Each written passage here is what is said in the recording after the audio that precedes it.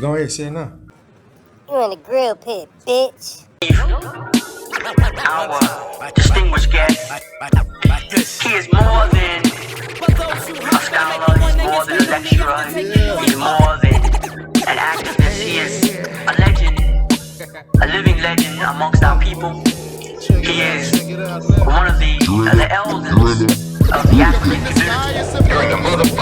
He has given his life to study as well as teaching our people about their great past and the prospects for an even greater future. He is a man whose presentation of history is penetrating and powerful, and he has a way of bringing history alive. And I think that those of you that have heard him before, and those of you that are going to hear him tonight, know that there's no one that is quite able to put history, I'll describe it in quite the way that our lecturer tonight does. It is with great pride and pleasure that I present to you, and I also ask that you receive with as warm a reception as you can receive. This is SAF money, your prison money. And I'm gonna give it to you, bro. Well, I ain't gonna give it to you at all. IGSTS on GP. You feel me? White MFers. I don't give a fuck what anybody says, because it's America and you should be able to do and say what the fuck you want. God bless America. A man who was accepted as a god in Europe long before the birth of Christ, accepted quite a few Africans as deities. Imhotep, this great African who was the world's first multi-genius. This is SAF Moya, prison lawyer. I want to welcome you to the Grill Pit. Thank you, doctor, for that introduction. I couldn't have said it any better myself. And you're in a grill pit. This is SAF Moya, prison lawyer. It's kind of hard when I don't have the camera in front of me. This is SAF Moya, prison lawyer. I'm giving it to you raw. I ain't gonna give it to you all. In IGST we trust on GP. Well, I'm with my man. Rob B in the middle. We got two guests here. Marvina, I know Marvina well. Kicked it a couple of times, but I'm gonna let her introduce herself. Hello everyone, my name is Marvina Haynes. I'm part of an organization that's called Minnesota Wrongfully Convicted Judicial Reform. And I'm Robert Johnson. I've been helping look into Marvin's case with Marvina and helping her start that organization. What we're trying to do is actually review some of these cases from like the initial beginning, along with looking at the MPD manual, things like that, to show that they weren't doing their job right. They weren't investigating properly. They were just taking the facts and making it fit the suspect versus the opposite way around, where they're supposed to let the facts speak for themselves. So, I want to come back to that, what you just said, that statement. before we move further into this episode, let's back up. May 2004, the 16th, two families were broken and a community was shattered when a murder was committed at Jerry's flower store. The court workers allege that CM, these are initials, was working at Jerry's flower shop in Minneapolis. CM's brother, HS, which is Randy, aka, was also at the shop that morning when a person entered the store and asked for a flower arrangement for his mother's birthday. The person pointed out a vase of flowers that he liked and said he wanted to be a little bit fuller. As CM was arranging the flowers, she looked up and saw a gun. The person said, "I am not joking with you. I want the money." HS, Randy, approached from behind or from the side and CM and told the gunman they did not have any money in the store and he did not have any money in his billfold. The man moved the gun away from CM and she ran out the back door. As she fled, CM heard two shots. She ran toward the neighbor's house. The neighbor called 911 and briefly spoke to the 911 operator. CM told the 911 operator that the shooter was an African-American male that was in his 20s. He was about 5'10" or 5'11", and about 180 pounds and a thin build. When the police arrived on the scene, they found HS dead from gunshot wounds.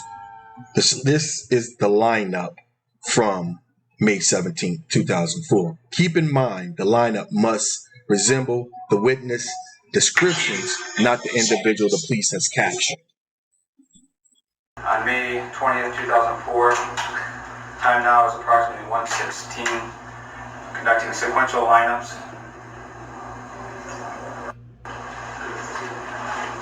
We're two witnesses. The first witness just completed viewing the 6 suspects.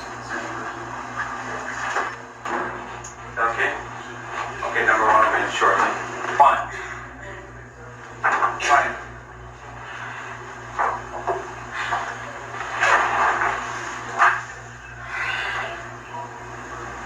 Stand right there. Okay? Okay, stand right there. Look straight ahead. Okay? Turn to the right.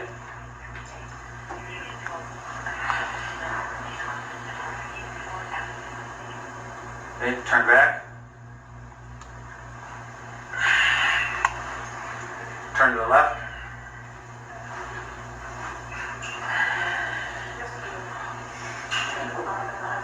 Turn back, face the window. I want you to look at the window and show your teeth.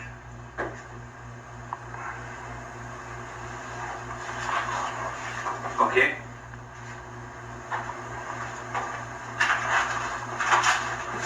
Now I want you to repeat after me. Look right at the window and repeat after me.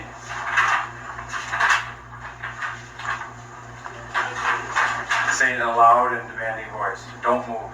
Don't move. Where's the tape? Where's the tape?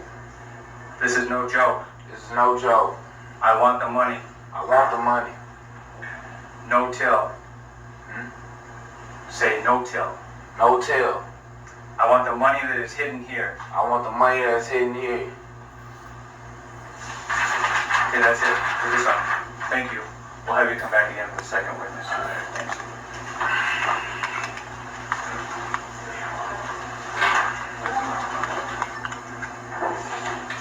Number 2.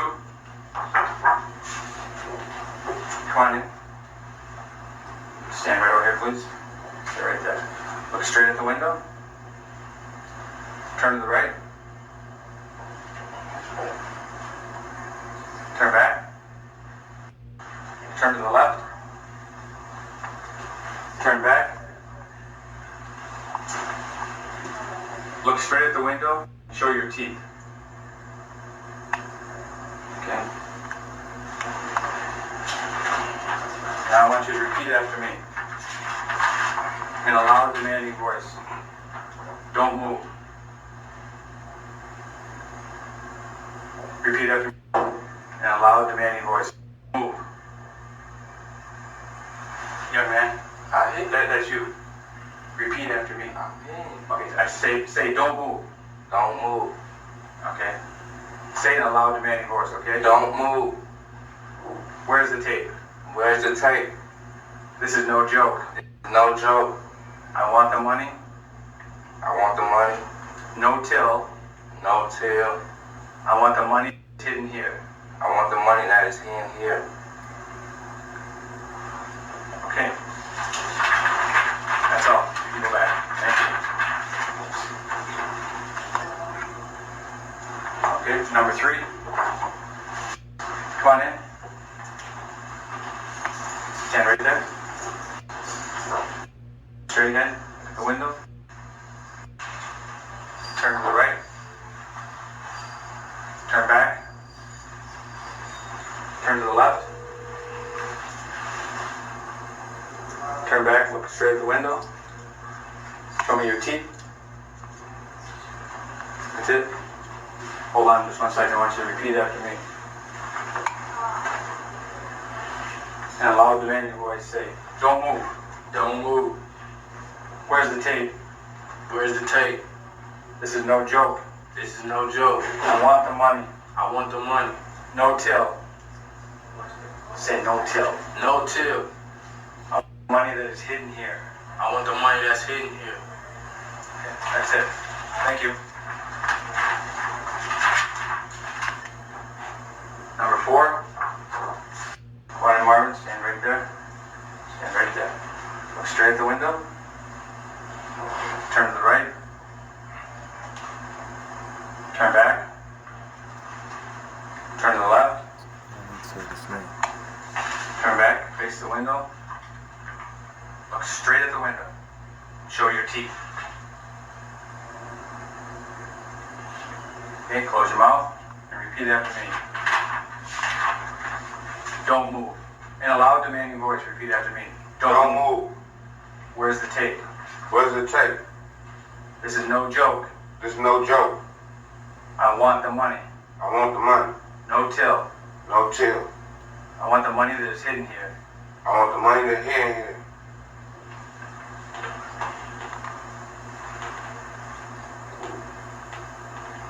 Okay?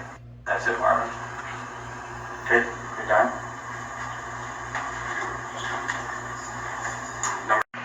You follow me? So what Marvin did is after he went out, he went right through here, he came back up in here. You did. Not me? Yeah, you, Marvin. Now, come on now, Marvin. I told you I'm keeping it real with you. I'm being straight up with you, Marvin. See how we know? I'm keeping it real with you. That's how I know. See how I know? I'm saying you saying that I did stuff. I don't even know what you're talking about. Marvin, I'm telling you, you were in the flower store. Okay, well, what? See what I mean? I don't know what you talking about. You talking about I did stuff. What did? I don't even know what you're talking about. I did. But let's forget about what happened. I'm just saying, this is right where you were at in the flower store, right? You came out of the flower store, you went right up through here, you went in the alley, right to here.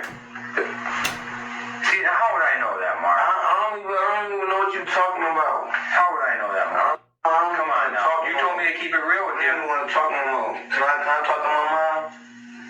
Huh? You want to talk to your mom? Well, I called a few minutes ago and nobody was there. Can I call her? You want to call your mom? Well, okay, we can try. Let's try to arrange her phone. Take a while. You want something to drink? I don't even know what y'all talking about. I'm gonna tell my mom what y'all trying. Okay. Well, Dave's gonna try to hook something up with your mom. Okay. All right. So what you said? You want to take call? Talk to my mom. Well, we'll see if we can't get your phone. Just wait. Okay. Do you want something to drink, Marvin?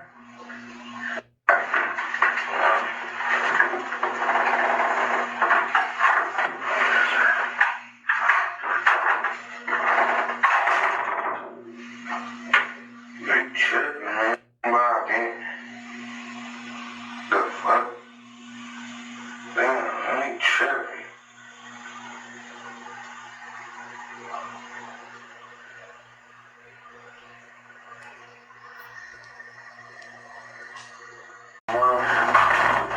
Hold anybody. Can you ask me? Nope. Marvin, I'm gonna tell you at this flower store, it's called Jerry's Flower Shop. Okay. There was a robbery. A man got killed. All right, you know that. I'm promise. No. Don't. Let me talk. You just let me talk. All right. We know what happened. We know who was there, and that was you. Okay. And we know where you went after. Okay. Now, I know what happened. Okay. I know you were the person involved. Okay, let me finish. Okay. You need to get in front of this right now, because here's what's happened. You're telling us wasn't there, had nothing to do with nothing. Okay, this is the last step. Okay, a week from now, I'm not going to be able to come and say, well, I was there, but it was an accident. If there's an accident and you didn't mean for this to happen, you need to tell me right now. I don't want to talk no more because I ain't got nothing to do with none of that.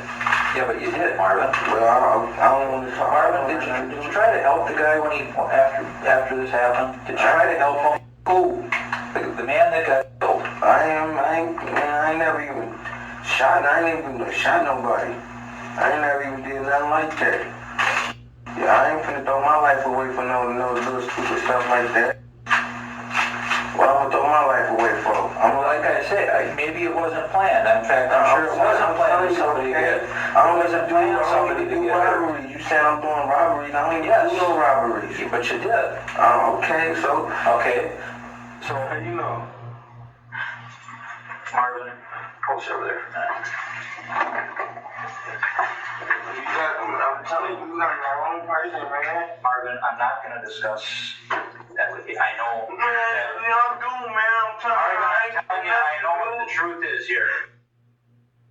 You want to tell me the truth? Was this it? I'm telling you, man. I'm telling you, dude. No, you've been lying to me. Man, I ain't did nothing, man. Come on, man. I swear to God, Marvin. Man, I ain't did nothing, man. Marvin, I'm not going to sit there with you lying anymore. Marvin, you are, okay? You want to tell me the truth? No, man, I ain't lying. Marvin, you are, okay? I know what happened. Man, what happened then? I got witnesses. We've already discussed it, Marvin. I'm not going to go over it again and again. Okay? I thought about Marvin, I'm just talking to your mom right now, okay? So, you're going to be going to jail. Where? Hey, excuse me. Huh? Where I'm going to be going back? Marvin. How are you, man? I ain't did that, man. I promise, dude. Marvin, well, we need to get this straightened out. We need to get it's over with, Marvin. It's over with right now. It's all over and done with. Man, if I did, I would have told you. Marvin, it's over and done with, man. Forget about it. It's over and done with. The thing you need to do right now, Marvin, it's just over. Okay, let's just forget about this. Forget about everything you told us. It's over and done with. What we want to do right now is get things working for you. Let's turn things around. Okay, okay, Marvin. Okay, now here's Marvin. Listen. Get your composure. Get your composure. Let me lay this out for you. Remember I told you. What did y'all be real? What did you do the whole time? Remember about that route I told you that you took after you left the store? Yeah, you ran out the store. You went to the east. Okay, then you went out the alley. Okay, like I told you, we already know that, Marvin. We know that you're positively identified by the lady in the store. Okay, you're identified by another guy. I wasn't identified by nobody. Yes, you are, Marvin. Listen, I'm going to give you an opportunity to turn things around and straighten this out. I'm not going to put up with lying. Okay. I ain't lying, man. Why you think I'm lying? You said you want to keep it real, right? I'm in. Okay, keep it real. Explain to me how things went wrong. I didn't want to know what's the name store. Marvin, we know for a fact you were trying to hurt somebody there you go, right there. That's right. I don't think you tried to. I think it was an accident. You went in there, Marvin. You said, why would I try to hurt somebody?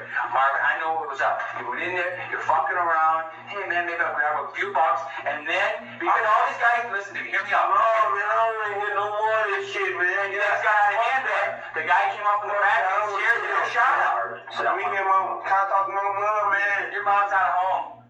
You're a man, you gotta take responsibility. Man, y'all better get the fuck out of my face with this, man. Marvin, we've been treating you with respect. Man, I don't care, man. Get out of here, man. Fuck it, then. You know, I don't want to talk no more, man. Fuck me. You want to let everybody else talk for you? All these people out there? All these people out there? Get out of here, man. I don't want to hear that shit, dude. Hey, you know what, Marvin? I know you didn't mean for it to happen. Man, I ain't did that, man. What the fuck you get? Marvin. Man, y'all trying to say, man. Marvin, sit down. I don't want to talk about it no more, man. Y'all trying to do something, but I ain't even did that. We're trying to get it straightened out. We know that. Y'all, man. I ain't did nothing, dude. We know it was an accident, Marvin. An accident? I ain't even got a gun. I was going to hurt somebody. Marvin, you did have a gun. You did have a gun. I ain't never had no gun. Yeah, Marvin. Yes, you did. I ain't never had no gun. The woman saw you in the store with the gun. The guy saw you run out the store. Marvin, end of story. It's over with. I mean, it's over with. The lies are over with. Forget about it. So what you need to do, listen to me. Okay, let's stop. How y'all gonna try to do this? How y'all gonna try to... You want me to get in jail for this? Listen, do you want to make a deal right now? Straight up. I'll talk and you talk. That's our deal, okay? Okay, I'll treat you with respect. Okay? You treat me with respect. You ain't treating me with respect. Okay. There ain't no respect. You telling me How you gonna tell me what I did? You said I came out the store. Because a woman inside the store, she said, she said you turned around and shot. End of story, Marvin. I ain't did nothing. Marvin, she saw you. We can go to the lady. We're gonna go to the lady. You want her to talk now, or do you want her to talk when she gets up on the stand? This is your. I want her to get on the stand then. Then she will. Now. So will the guy that was outside. Yeah, I want that to happen then, because I bet it wasn't me. I bet it wasn't me. So then when y'all prove it ain't me, y'all gonna be salty. You went in there and tried to put it in like a hardcore ass, and you didn't give a shit. You turned around and you said, fuck, I'm gonna shoot this guy. My mom got money, I get money anytime, I don't need to ask nobody. Marvin, you're pissed off because you didn't give me money, so you said, fuck, I'm gonna shoot this guy. Is that what it was? No, it wasn't. Well, it wasn't. Then what was it? The old lady wouldn't give the money, so fuck it, I'm gonna shoot it. Okay. That's what it was. I think then charge me this. What else, dude? Charge me with it then. That's what we're gonna do. And guess what? Y'all gonna be wrong, and I'm gonna get out. You know what? You were pissed off because that lady wouldn't give you the money, the big money. Get out. So you turned around and you shot that man because you were pissed off. Y'all wrong. Y'all don't even. Y'all got the wrong person. Nah, I have nothing to say. You shot that guy because you were pissed off because you didn't get your money. You got the wrong person. You're holding me. I got money. You just don't get no money. You told us a long time ago you don't have the money. Any money. And the story. Then I don't want nobody.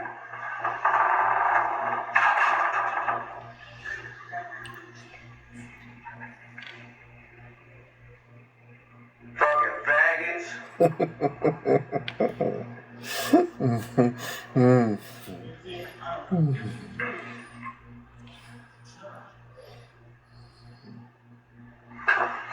Hey, hell.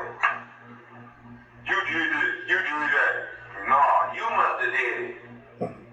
That's what it is.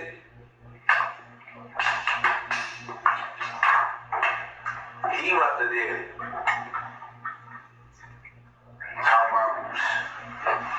I'm charged with. I ain't never did nothing. Y'all can't charge me with shit. The fuck? I'm only 16. Y'all better get the fuck out of here with that. Y'all better go find Bill Latin or some shit. Fuck is y'all on?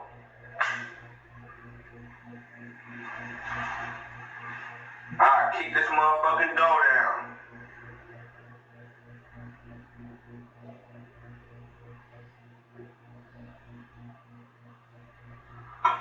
Them fucking faggots. You did this. I can't wait to tell my mom. I'm sure after watching this video, you're like me. Like, how the fuck can something like this could actually happen in these United States of America? And let me clue you in on that. Back our streets from crime, gangs, and drugs. And we have actually been making progress on this count as a nation because of what local law enforcement officials are doing, because of what citizens and neighborhood patrols are doing. We're making some progress. Much of it is related to the initiative called community policing, because we have finally gotten more police officers on the street. That was one of the goals that the president had when he pushed the crime bill that was passed in 1994. He promised 100,000 police. We're moving in that direction, but we can see it already makes a difference, because if we have more police interacting with people, having them on the streets, we can prevent crimes. We can prevent petty crimes from turning into something worse. But we also have to have an organized effort against gangs. Just as in a previous generation we had an organized effort against the mob. We need to take these people on. They are often connected to big drug cartels. They are not just gangs of kids anymore. They are often the kinds of kids that are called super predators. No conscience, no empathy. We can talk about why they ended up that way, but first... The reason our black youth are stuck in these cells is because these liberal white females in this tough on crime bullshit. A much better relationship with the police as well. One of my priorities is to establish that kind of relationship. I'm endorsed by the Minneapolis Police Federation. Aren't both of you endorsed? Yes, in fact, my opponent was endorsed before I got in the race, and since then, every law enforcement agency that's considered the race has endorsed me, including the sheriff's deputies, the airport police, the Brooklyn Park police, I want to go and the back sheriff. to you, former judge. What do you think about this idea of having judges more accountable for their sentencing? Well, Kathy, I think that first of all, you have to have a county attorney who's representing the people and the victim. Right now, I think that's been a problem. I don't think that we've had a strong county attorney, a strong voice for the public. That's what I'd like to do. As a former prosecutor, I recognize, and as a former judge, I recognize that justice is really a 13 years. I have been a partner at 2 major law firms. I've prosecuted criminal cases for the city of Minneapolis, and I've also been a leader in this community. I've taken on challenges. I've taken on the insurance industry on behalf of new moms and their babies. You were there for that. And I've taken on multi-million-dollar matters for my clients. And my clients go to me because I've got that kind of broad experience that I want to bring into the county attorney's office. And when you look at what the county attorney's office needs, it's someone with that kind of broad experience, someone who's going to go in and challenge the system. And there are things that need to be done. Kids are running around with guns in our county, and I want to get guns out of the hands of kids, out of the hands of convicted felons. And in 3 debates, I've asked Cheryl what she thinks about the concealed handgun legislation. She has not answered that question. Well, that really is we need to get less concealed handguns out of our county. That really, everybody is in agreement that we need to get guns out of the hands of kids and criminals. When I was a federal prosecutor, I prosecuted felons in possession of guns. I sent them to prison with my successful convictions. There's no disagreement. The county attorney is not a lawmaker. The county attorney's responsibility is to enforce the law. And the legislature has, of course, the lawmaking ability. So really, that's a... So SFMO, why you spend so much time showing these angry, white, liberal women bent on incarcerating young black males? Because at the end of the day, all it is a photo op. You dig? At the end of the day, all it is a photo op. You dig? Young Keithellison, photo op. And the problem with all this is that all these individuals have built their career on giving black males life so they can have a political career. These words are Marvin's. To him, just like me, when I was sentenced, I remember those last words the judge said to me, and as I walked out the courtroom, felt like I was going to make her eat those words. And that's what this brother's doing. Justice for Marvin Haynes.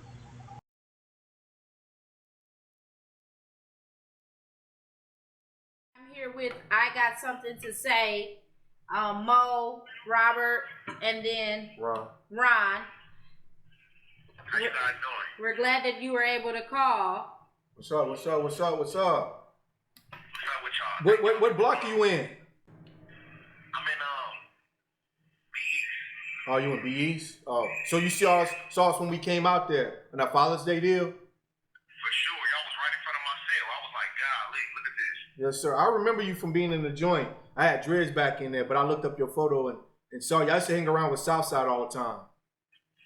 Oh yeah, Southside my guy too, for sure. And I used to be in the law library all the time, always angry and shit. Oh damn, I definitely gotta remember you then. Yeah, always angry in the Southside. I was in A West at the time. I forget what block you was in, but I was in A West. I was in A East at the time. And I moved to A East. I was writing on the paper, and I moved to A East. It was me and Mike were working in the paper before Jazz and Fresh got up there in Bino. I was on the paper. Yeah, for sure. I remember you. Yeah. I used to definitely be. My cell was on 3, so yeah, I gotta remember you. Yeah.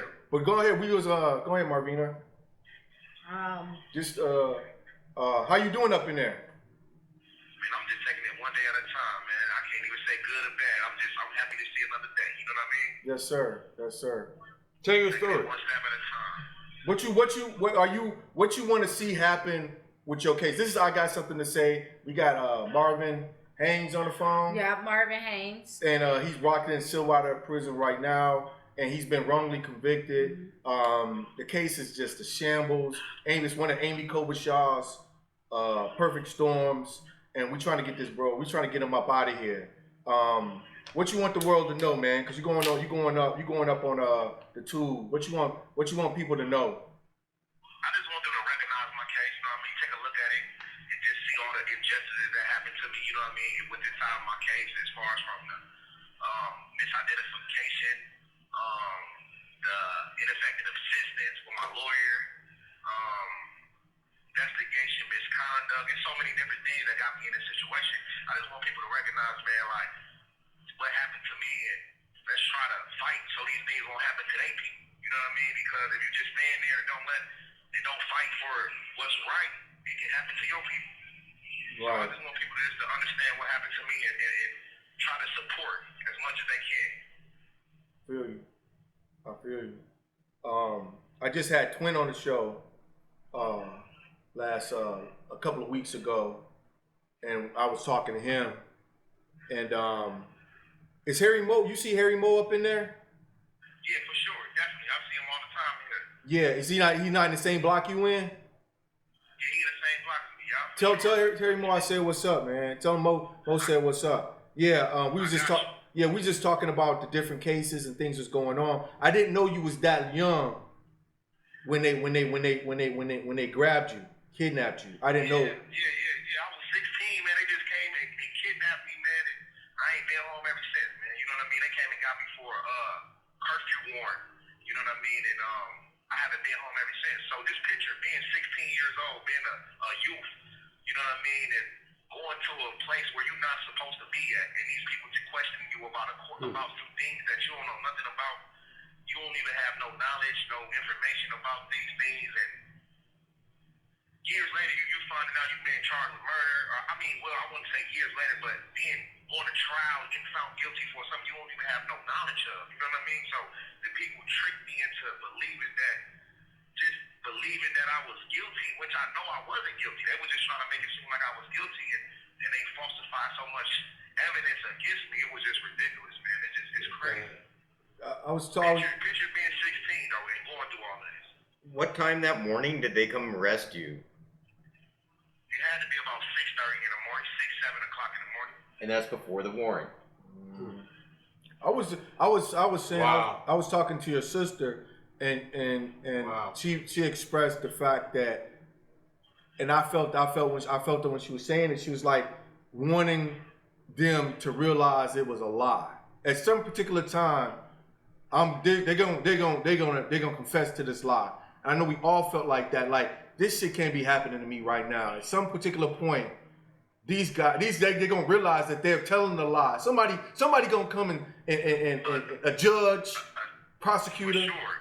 And that's the hope that I had through going through this process, especially in the beginning, me being, you know what I mean, so young. I'm like, man, listen, they gonna come to my cell one day and be like, we got the wrong guy. We're gonna set you free. Because I was under the belief that I never knew about wrongful convictions. I never knew about someone being in jail that they were supposed to be there. I thought people that was in jail was supposed to be there. Right. So me going through this, I'm thinking like, okay, they're gonna recognize what they done and they're gonna come. I'm gonna get up out of here. You know what I mean? Right. Down about that. So because I had belief coming from the community that we come from, I had a belief that the police is the right guys. You know what I mean? Yeah. And people in jail are supposed to be in jail. Yeah. You know what I mean?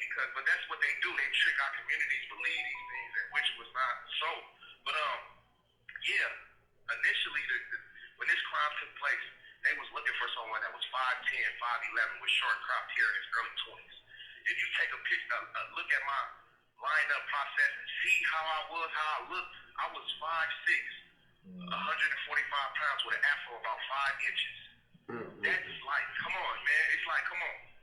If you can't take a look at that from the initial description of the suspect, you know what I mean? It don't make sense. The case don't make sense from the beginning. And I'm just glad people recognizing that right now. That like, they got the wrong guy. How much do you think that that Mayan getting out reignited your fire, if it ever died out? Was seeing Mayan go home, did that ignite the joint up? Like, more people now trying to present their cases. How did that affect the people inside? I mean, I wouldn't even say it had it definitely was something positive. To see Mayan go home, I always knew. You know what I mean? When I first ever came and got in jail and I was telling my story, this was when I first got incarcerated. I'm 16 years old. I'm telling people I'm being wrongly convicted, and I'm telling people my story, and they telling me like, okay, well, do you know somebody named Mayan? And I'm like, I'm familiar with him, but I didn't really know who it was. They was telling me like, this guy was actually wrongly convicted as well. He was 16 years old, so I always knew his story, and I would have a chance to meet him personally when I came to the prison and shit. So, we got close, you know what I mean? But I wouldn't say that sparked anything. This has been a fight from 16 for 18 years, you know what I mean? This ain't just me seeing my young going home and I'm just like, oh, I need to jump behind this bandwagon. Hell no. This is something that I've been fighting for 18 years. You feel what I'm saying? Like, when I came and this happened to me, I told people, like, look, this is what happened to me. I sent out over 100,000 letters to people telling my story. You see what I'm saying? I had a website in 2015, 13 about my story, about me being wrongly convicted. But that just gave me more spark as well as seeing him going home. Like, okay, well, they gonna recognize my story as well because this happened to me as well. You feel me? So it was like, it definitely gave me a spark and gave me more like just inspiration just to seeing that happen. Right. Knowing that it's gonna happen for me. You know what I mean? Yeah, that's all I was asking. Who did you write letters to? Who were some of the people you remember writing letters to? I done wrote everybody. I'm talking about anybody you would think of. I done wrote Obama. I done wrote Oprah. I done wrote from famous people to the famous legal people that you can think of. You feel me? I done wrote Maya Moore. I done wrote Kim Kardashian, her lawyer. I done wrote plenty of people about my story. You know what I mean? So this ain't nothing that I just. Has anybody got back to you? Has anybody got back to you? It was a few lawyers that got back at me. You know what I mean? Nobody famous. Too many famous people haven't got at me. But it was more people like famous lawyers that I've seen or read about them getting people vindicated. And it was more like people that was exonerated as well that reached out to me and was like, man, look, you're doing the right thing. By doing this, your story gonna explode and you're gonna get up out of there. You know what I mean? So it was more people that been through the struggle of what I'm going through, more than help people going through this struggle. Okay. But you didn't go to trial? You didn't go to trial? No, I ain't even go to trial, man. I was just in my cell, you know, chilling. I don't really go to trial basically like that. They fooled it. It can't get no worse. It can't get no worse than what it was already when I was up in there. It got worse than that? It got 10 times worse, bro. I'm not gonna lie to you. It got 10 times worse because you gotta understand, when you was here, it was more people it was more lifers here that was working in the kitchen. Yeah. Taking the initiative to cook and make sure that we was at least eating decent. Yeah. You know what I mean? So now it's like all of them people that graduated and left up out of here, now they done brought all the young guys here. And they just throw people in the kitchen that's young and they don't care about feeding people properly. They just was like, okay, well, you know what I mean? Which is not their fault, but it's just like, you know, people don't care no more. You remember Islam? Yeah, for sure. He getting ready to go home in August. Yeah, there's been a lot of brothers, man, that has been getting about this place. I'm happy to see it because I know my time. Your time coming. Next, you know Your time coming. Yeah, so your time coming. It just motivates me. Every time I see somebody go home, I swear, man, it feels like I go home because I know how I'm gonna feel when I go home. It's coming. Like, it's coming. It just motivates. Yes, it definitely is. It's coming. It's all good. Yeah, it's just good because like I said, when I seen your photo, I remember you in there. You're always positive, always on something. So I was. You probably remember me. I probably had hair then, though. You know what I mean? I ain't got no hair no more. Yeah, none of us do. I had long dreads, so when you see mine, you know, I didn't have my dreads wasn't long as Florida's, but I had long dreads, and I had to cut that shit off. But yeah, just changed. But what's the days look like? Where you working at? I work in a balloon shop. You know, they done took so many jobs out here. It's so limited to get jobs. You remember when you was here, it was more like they had the paint shop, they had the welding shops, they had the maintenance jobs. It was more variety of things you can learn and certificates you can receive. Now it's a limit. It's only the kitchen, a swamper job, or a balloon job. So unfortunately, I'm out there working in the balloon job. So if you're not working, you still stuck in your cell till 4:30, 5 o'clock, and only get that little hour or so out? Just still like that? Yeah, they still got it like that. Like once you get off work, you know, they feed you, then you come out. You know what I mean? But if you ain't at work, you gotta stay in your cell until after 4. Okay, and it's not the flag's not open. You like when I was there, you got an hour out. Like I went to rec during the day or whatever, and then at 4 o'clock I went to child, and then I was locked in the cell for the rest of the day, and then the workers was out. So does everybody come out at 4:30? No, you know the unemployed come out. They come out at 12:30 till about Yeah, it's just the same way. We get off work. Yeah, it's the same way. It's basically the same way, yeah. Yep, the same way, yup. You said same way. What you where are you at in the court processes right now? Actually, I'm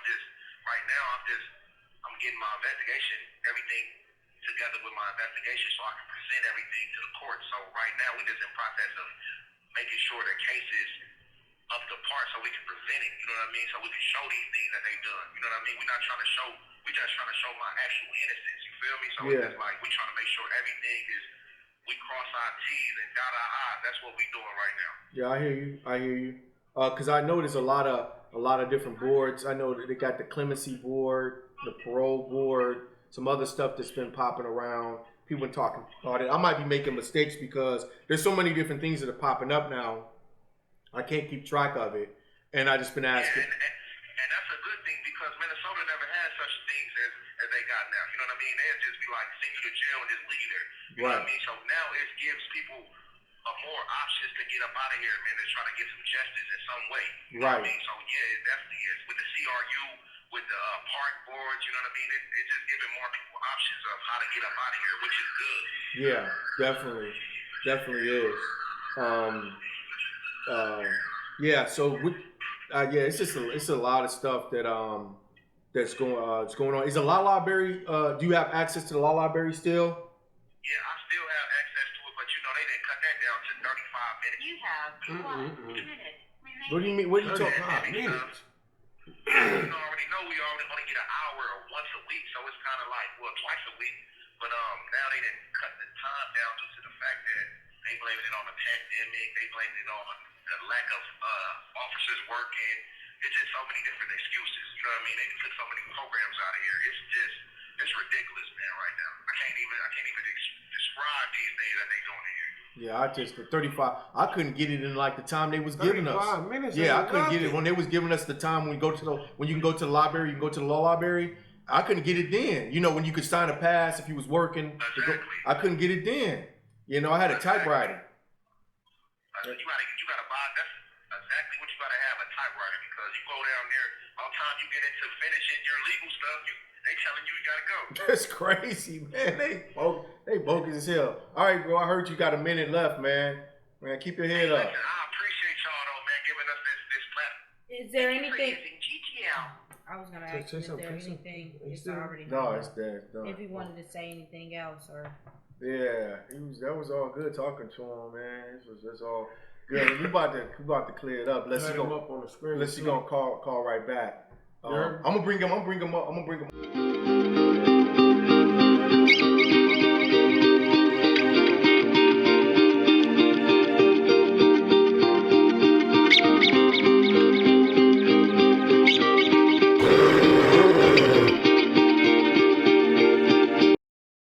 How long has this organization been around?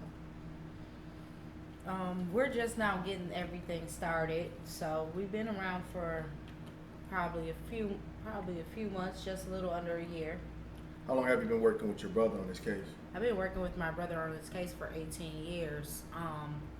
Like a few years ago, around 2-3 years ago, that's when I decided to start using my voice to be able to get other people engaged in Marvin's fight. So when you say you was working on this case, were you just there supporting him for the first 10, 15 years and then you decided to use your voice, or you just didn't know how to use your voice? The only thing you thought you could do was send them in money or come and visit them. And that's exactly what happens in our community. A lot of us are uneducated and we just don't know, because the way that the whole Constitution is written out, it's hard for people in our community to actually understand the language that's put into all of that.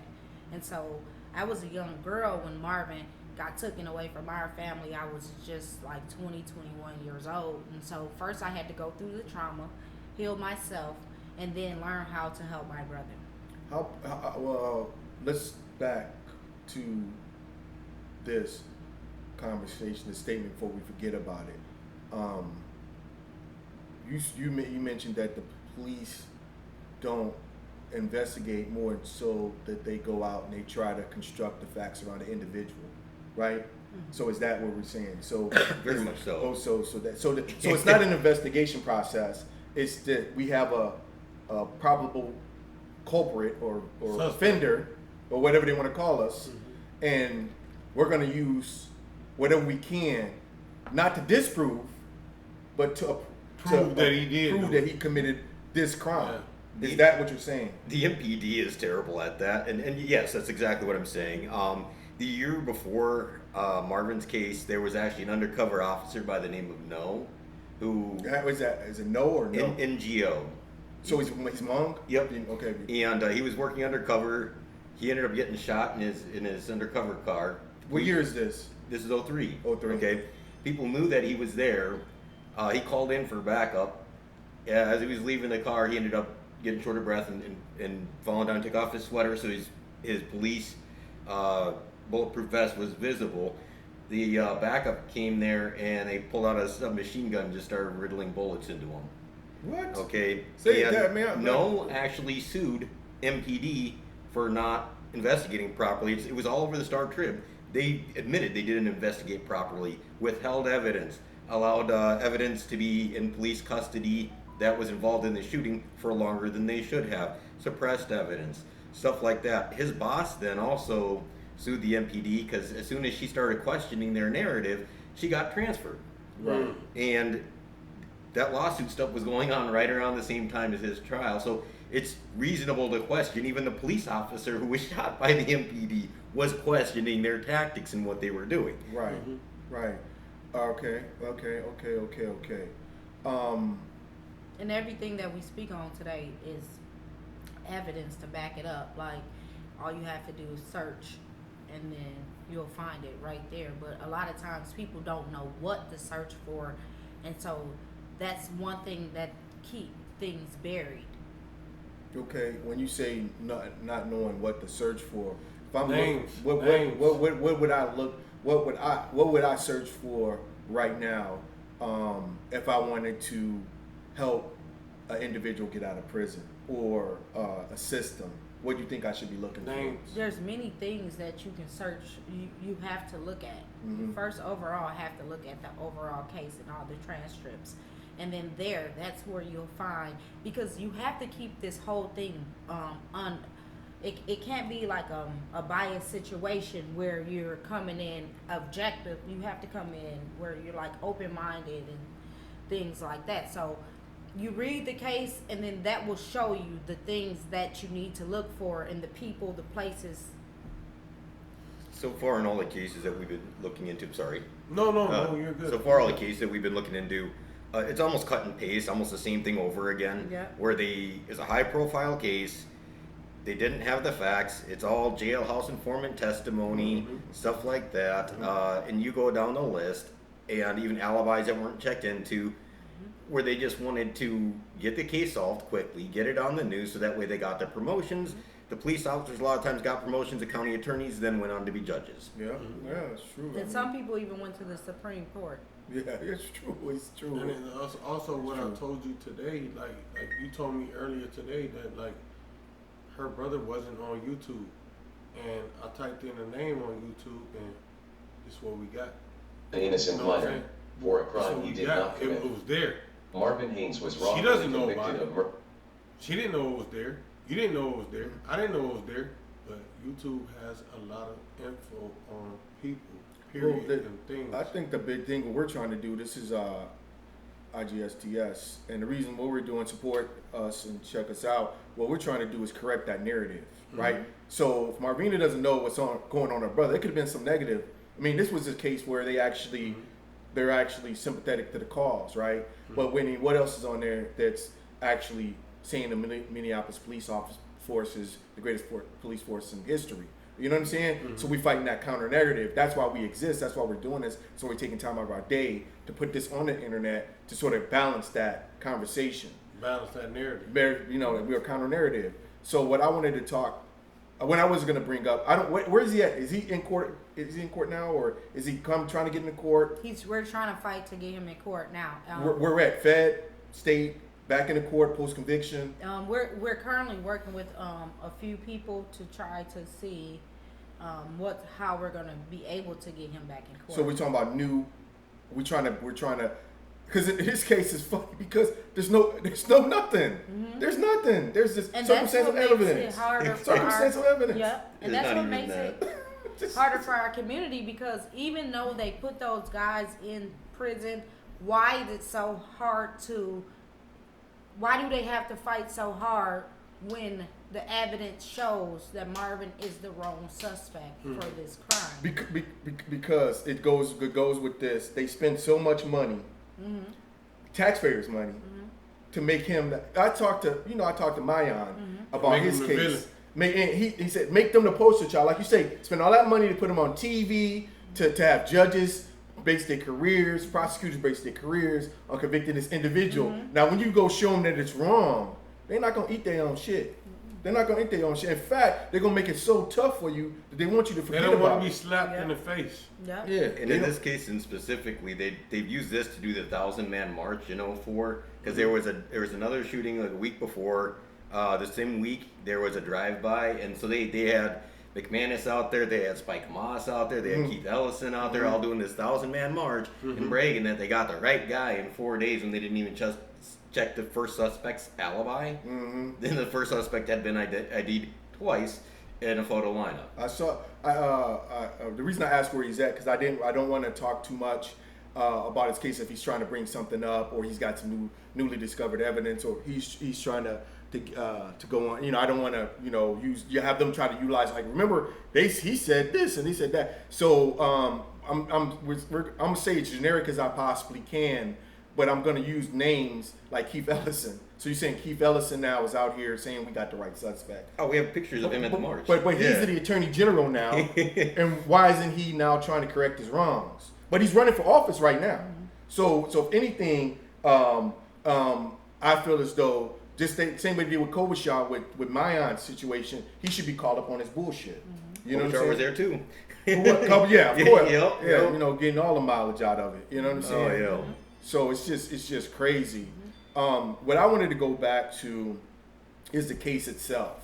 But Keithellison wasn't in office then, though, was he? It doesn't matter. He's in office now. He's in office now. He can do something about it. He was in Congress at the time, representing the fifth district of Minnesota. Okay. He's AG right now, and he's the one that you send your briefs to. Your pardon. When you do your appellate brief. So if he wants to make a change, he can actually, instead of coming back on, you can try to institute it. The U.S. to find wrongful convictions and overturn them, rather than waiting for defense attorneys to fight for those people or for a judge to order them to do it. It is taking the form of something called conviction review units. And now Minnesota is getting its own, led by Attorney General Keithellison. KARE 11's Emily Havoc reports. Once we know what we should do it. And we shouldn't have to have a judge ordering us to do it if we know that it's right. Keithellison would like to see a change in the way Minnesota handles wrongful convictions. The Conviction Review Unit Board will review cases, and if they determine that a conviction should be overturned, they'll ask the prosecutor to dismiss the complaint. One of the things I hope to say is look, we know that you are a good prosecutor. We know that you are only trying to protect the public, that you got into this for all the right reasons, and it's not going to hurt your credibility to say that this person should get out. In fact, it might bolster your credibility because you're the kind of person who's not afraid to admit a mistake. A high-profile case is headed for the CRU soon. Mayan Burrell, convicted of murder at 16 years old for the 2002 death of 11-year-old Taisha Edwards, hit by a stray bullet at her own dining room table while doing her homework. Burrell has maintained his innocence for years, and he had his sentence commuted by the Board of Pardons. But his lawyer plans to bring his case to the board to get the conviction off his record. Hennepin County Attorney Mike Freeman has maintained Burrell's guilt consistently, and he sits on that board. If you have a direct role in a case, that's a case that it makes sense to recuse yourself on that particular matter. I guess my only question after watching this, Keith, Mr. Ellison, is why haven't you reviewed Marvin Haynes' case? And why isn't it at the top of your list when you know that he's innocent? Why has it got to be these political games? Trying to say that I'm gonna reject it. He can actually approve or you know, send you back for a hearing or whatever like that. He's in that power right now. Yeah. He's not utilizing his power for that, right? Because nobody's bringing him up on that bullshit. Yeah. I wanted to talk about the case because I read the case. I'm gonna see if you can help me out with the case. Okay. So I don't know your brother personally, but I've seen him around the joint. Like I said, I don't know. I never really ran into him, but I know who he is. When I said before, I was like, oh yeah, no. With that, I wanted to say that the initial case started off, and he had like maybe 2 or 3 people who testified. So clear that up for me. He had a cousin. They said they testified. The best way to clear that up is to go back to the start of that weekend. Because one of the boys, his cousin, ended up stealing a car on that Saturday. They all went and they partied at Muffy's house, okay, till like 2 in the morning. Marvin was asleep at home. Even in the Star Trib article from the 21st of May, it has his sister saying he was at home asleep when I left at 10:20, okay? Everybody's testimony about when he arrived there that morning is completely wrong based on that, number one. And number two is 3 of those boys went out and did commit a robbery later on that day of somebody else that they got arrested for. And they got threatened to have this murder pinned on them as well if they didn't talk. And so that's how they got people to talk. Yep, and all of those kids were juveniles. I want you guys to keep in mind that there was only one adult there who was the witness from the store. Everybody else was between the ages of 13 and 16. So how did they get around that? Was parents not? Parents wasn't there. You have to remember, in our community, there's so many single moms there. The mothers are away from at work. Some people are doing whatever they're doing because of the whole poverty thing that we live in. That's how they're able to set us up, because they attack the fatherless.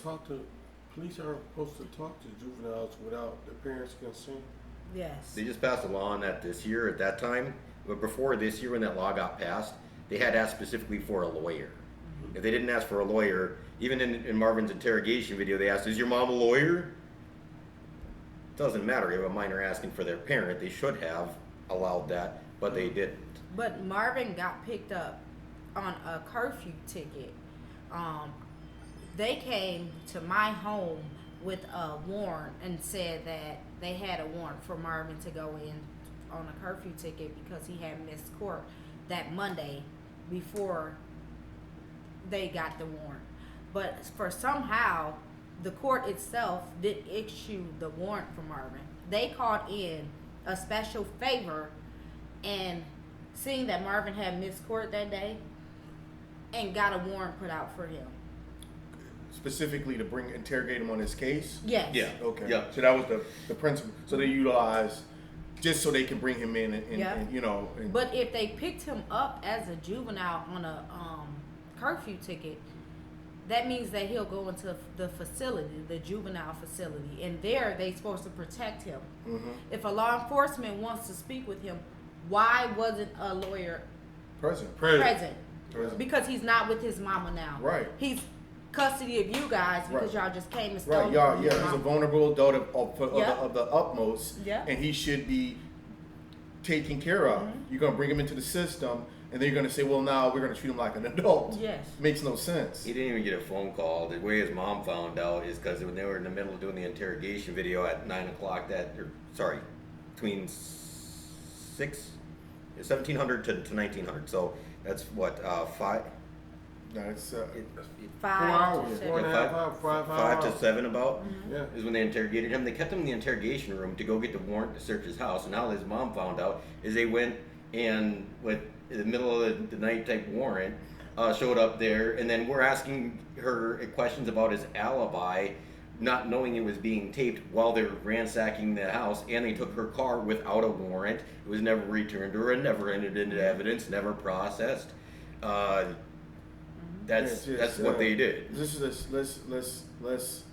Let's again. I mean, because there's so much you're giving me, and it's you're saying it as though and I understand it's not as though it's just running the mill. Our community is running the mill, right? Come in with a warrant, middle of the night, you know, blah blah blah. You know what I'm saying? But I'm sure most citizens can't believe you're telling the truth. So can you say that again? So they come to this, they have this juvenile in custody. I'll go back to that morning. So if you ask Marvin, he was picked up early in the morning. It was 8 or 9 a.m. that they actually called over to Hennepin County Attorney's Office to see if there's anything they could pick him up on. Okay? And then they checked the system and saw he had missed court and issued a bench warrant for missing court. Right. He got picked up on that, but wasn't booked until 12 p.m. Okay. But he was already in custody. On new charge. Okay. So that's when he got picked up on that warrant. Wasn't interviewed until later on that evening. And during that whole time frame, did not get a phone call. Basically. And they didn't let him know. They let him know about the curfew stuff. They did not let him know why they were interrogating him until halfway through the interrogation. Right. So, yeah. And they violated. He asked for a lawyer. He asked to stop multiple times. They violated his rights in the interview numerous times. At least I think it's 10 times. Yeah. Because even in the interrogation video, you hear him say, "We know you already asked for a lawyer, Marvin," but then they proceed to keep talking to him. And so what else should he have said?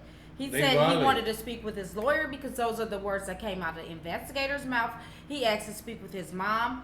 He thought he was in there on a curfew ticket. Yeah. They told Marvin, if you speak with us, we'll call your mom and you're gonna go home. So that's the tactic. That's textbook tactic, right? To lie to them, right? He got this cool, man. I have no clue what you're talking about. I don't know what you're saying. I have no clue what's going on here. He didn't even know where the flower shop was. Right. And his story is the one story out of everybody that has not changed. Yeah. Well, I want to talk about that too because I read some court documents. But let's just take a quick break and we're going to come right back. Okay. Just saying that. So when I read the case, the initial issue I had, other than the cousin, which you explained to me, the next thing was why a flower shop of all things you could rob. And it didn't strike me initially, but then now after this conversation does strike me to come out to find out this flower shop has a history behind it. Yeah. So, as we're listening and digging into what could have happened, because it just was so far-fetched for my family because my brother did not commit that crime. So we're doing our investigation and we're looking to see exactly what happened. We end up finding a lot of information about the flower shop and the corruption that was taking place right up inside of that place, and Minneapolis knew about it. Yeah. And they and a lot of the people from Minneapolis took part in what was going on right in that flower shop. So what we found out is we were listening to the video and we heard them say to Marvin when they were interrogating him, especially when they were using the read technique where they were sitting there yelling at him and trying to do the psychological warfare stuff. They said, you knew that they had a whole bunch of money in there and that's the reason why you went in there, because they were doing a whole bunch of heavy shit in there. It's a whole bunch of money that they had in there. Big money gambling, illegal gambling was going on there. And we're like, hold up, did he just say that? So we backed it up and listened to it 2-3 times. We're like, he just said that. Okay, let's look into it, because everything else that they tried to say in there was a lie. I mean, that they had all sorts of evidence. None of the evidence has ever linked him to this scene. So that was the one true thing that might have been in there. So we went and looked at it on the Minnesota court records, and in '95, he was charged up in Ham Lake. Who are you saying? Sorry. Your brother. When I say he, not her brother. The owner of the shop. So he was saying that there was big money gambling going on there, so we looked into the owner of the shop, Jerry Schreier. In '95, he was charged with illegal gambling up in Ham Lake. Before you go, where's he at now? He's dead. Oh, so cool. Yeah, okay. He passed on. And then Marvina saw something interesting on there that she went and dug up. And that's who his lawyer was. His lawyer is Minneapolis Jim, the #1 poker player of Minneapolis. So everyone knows him to have the name Minneapolis gym. Right. So let me ask you a question, Marvin. Like, now that he's dead, like, how do you feel about the whole situation? Like, do you? I feel like I'm sorry that his brother passed. I feel like it's been 18 years for me and my family, and we had to be able to find peace with the whole thing to be able to fight the fight. There is a lot of like pain that we feel, sometimes suffering, but we just want the truth to come out. Because he is passed, we can't really hear from him, and also the other sister has passed, who was the witness. It was at the store in the store. Who was at the store. So we will probably never know exactly what happened at the flower shop. But what we want people to do is follow the case, follow the evidence, and follow the facts. Definitely, because well, my deal is, before we go any further, remember what you're gonna say that for social understanding. But why didn't the defense attorney bring this up into evidence? It was never given to him. How did he not know that this flower shop, that's this a gambling flower shop, and how did he not know that it wasn't it's common knowledge, according to Keith, who is the investigator who said it. That's what I'm saying. It's like everybody knew. That's what I'm saying. So how did the guy was known for it? He had been charged 2 times before that. The owner of 71 the and shop 80. never got looked into. He never got asked any questions. He never got brought into the whole situation, and he was the owner of the shop. And it seems like it's what I'm getting at. It seems like it's more corruption, right? Exactly. It's like they know who killed this guy. We can't answer that. We don't know. They know who killed this guy, but they're gonna pin it on some individual. Some minority child. It's easy. It don't matter. We gonna grab. It's just like a body for a body, right? We're gonna pin it on somebody. We're gonna blackball him. We're gonna he doesn't have the support or family support that he needs, so it's gonna be easy. And then we're gonna shove it underneath the rug. By the time they realize what happened, it's gonna be too late. Yeah. Everybody dead or whatever. You know what I'm saying? In answer to your question of like how, in the 70s and 80s, when Jerry Schreier was caught before for the gambling, if you go back and look at the Star Tribune, the police officers were heavily involved in that stuff. That's what. And like they even had a police officer that was a blackjack dealer at one of the places. That's what I'm getting at. Now you're following my line of thought. Captain Stanek, Rich Stanek, that went on to be Hennepin County Sheriff Stanek. You're educating me now. Yeah, and then he also went to be a representative as well. He, in the Minneapolis Tribune from the 21st, I think it was either 21st or the 19th of May, had said that he frequently bought flowers there. Okay, so all I'm going to say is if everybody in the community knows it's an illegal gambling shop, and you have cops that are frequently right, they're part of it. Shop, why would you want to not have a murder there fully investigated? Right, knowing the history. Your name might be on those books, and they are in the books. All of those books disappeared. All of the evidence of the illegal gambling disappeared. This is almost like that storyline for a movie. This is almost a storyline for a movie. Oh, it gets worse. Because being a plot, everything's there. Not to make light or little of it, but I mean, just to look, just like I said, for me on the outside, being an observer coming into the story, when you brought it to me, looking at it, it looks like, I mean, it brought up questions in my mind, but the way the reason why we have this platform is because the narrative laid out made it so cut and dry, right? This young wayward kid, said he was gonna hit a lick, went out, hit a lick, you know what I'm saying, gets caught up, committed a murder, which makes which to me, it's just the level of the, and then you find your guy right away, you know what I'm saying, and all these people testify. But they said, so the whole narrative of this was that Marvin committed this crime with a person. The person is still alive. He have yet to be brought to court to see his day in court if he committed the crime with Marvin. Why? I didn't even see that in the. I never. This is the first time. First time. So initially, the complaint said that he had an accomplice. Oh no, the complaint doesn't list the accomplice. It's just in all the evidence, including the testimony they gave at court. That makes no sense. And one thing is this. Including the testimony they gave at court. So they said him and this person went to go hit a lick. Right. But that person never seen his day in court, and he's alive right now. Okay. Yeah. That's crazy, man. And this is crazy, man. The supplementals that supported the police supplementals, which is a report that they do while they're doing their investigation in that, the specific one that supported their complaint wasn't written until 4 days after the complaint. Because makes it easier to write. His cousin, his cousin was actually interviewed. If you go look at the appellate court documents that are available online, his cousin was interviewed as a suspect the same day that all of a sudden there's a tip about Marvin, because they put out that there's $3,000 reward for information.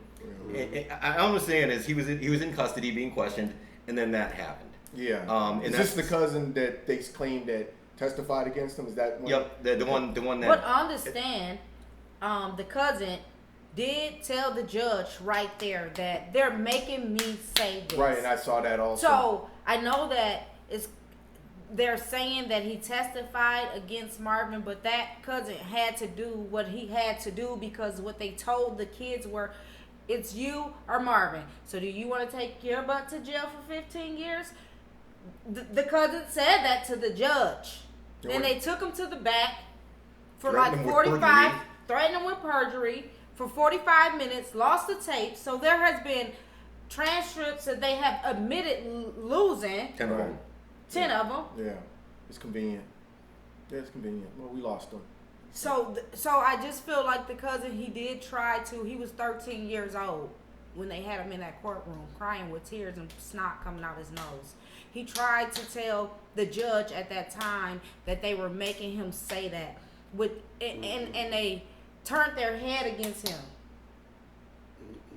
So my deal is like this is not the only case. Like we said with Mayan, his case is not the only case.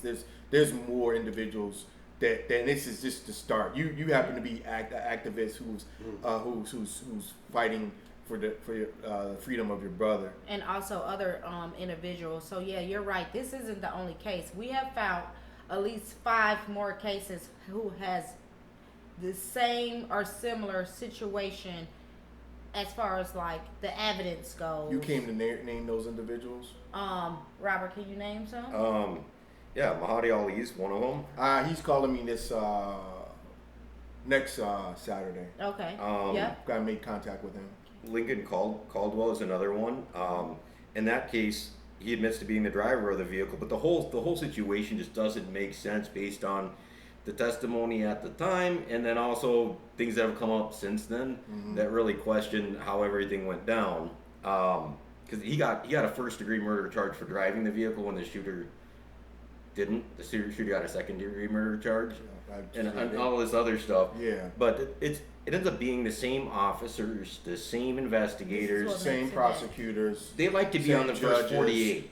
Literally. Well, that was the reasoning behind the first 48, and I think the reason behind all these little cop shows is they construct this narrative.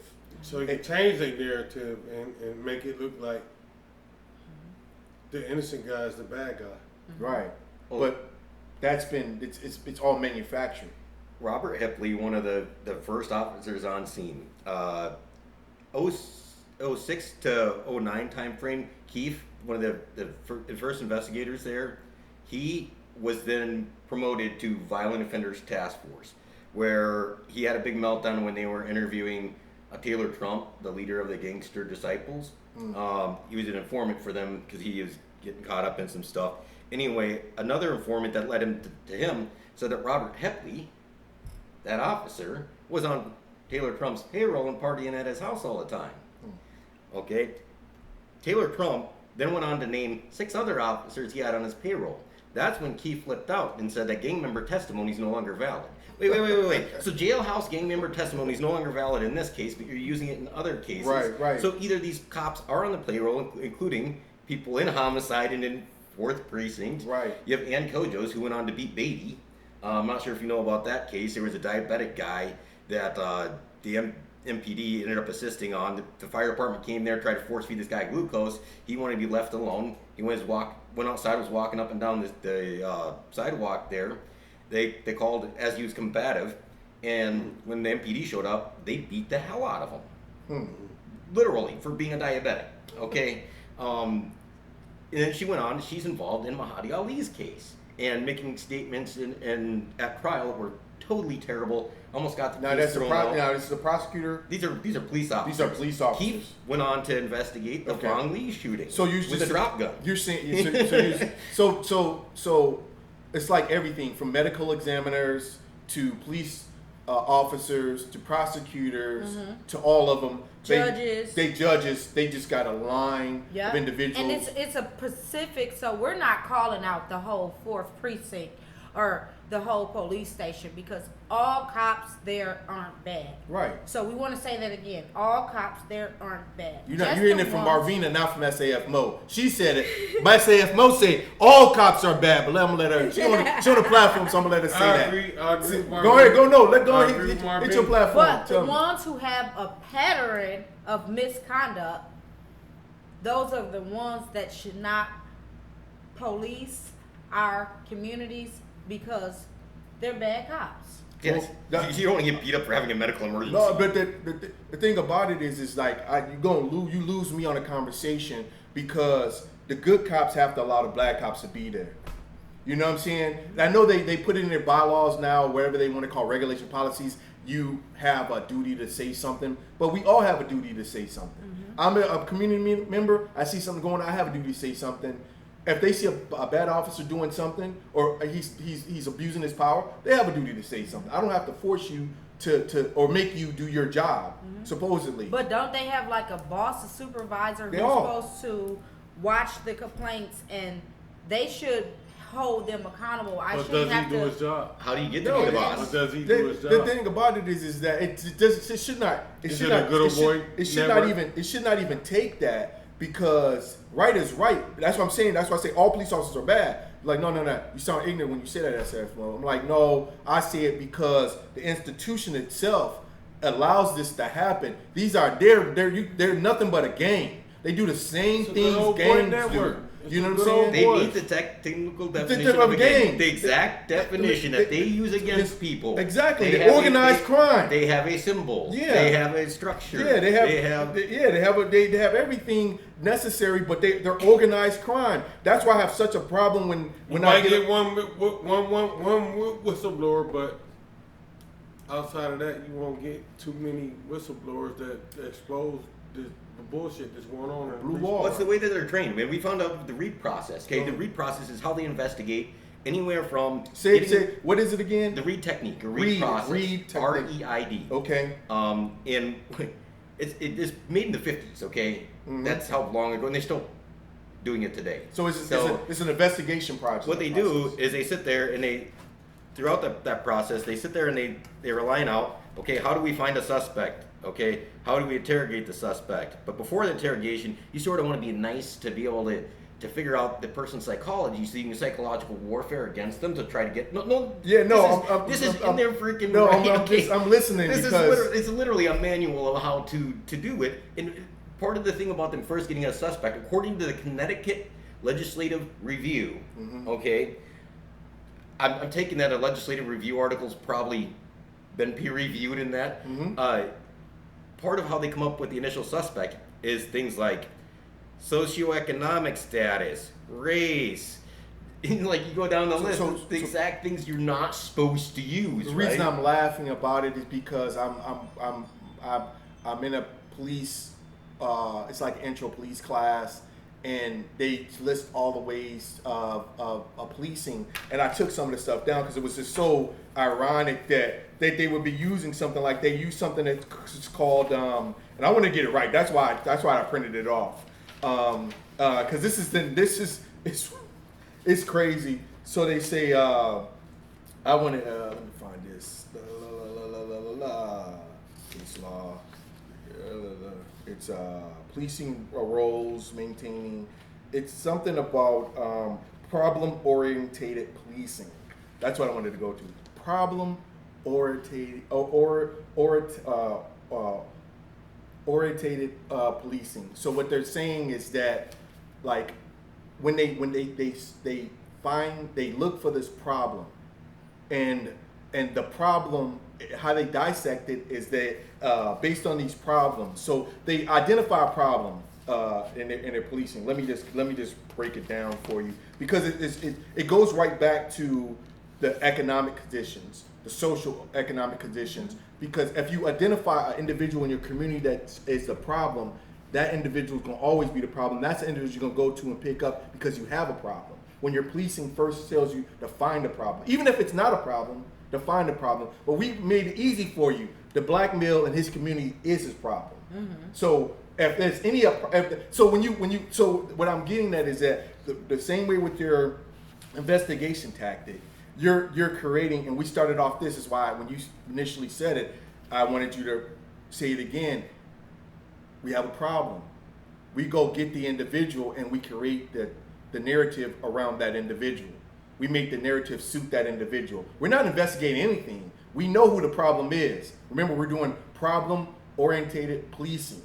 We know who he is. By definition, we've been educated to understand that the black male is the problem in his neighborhood.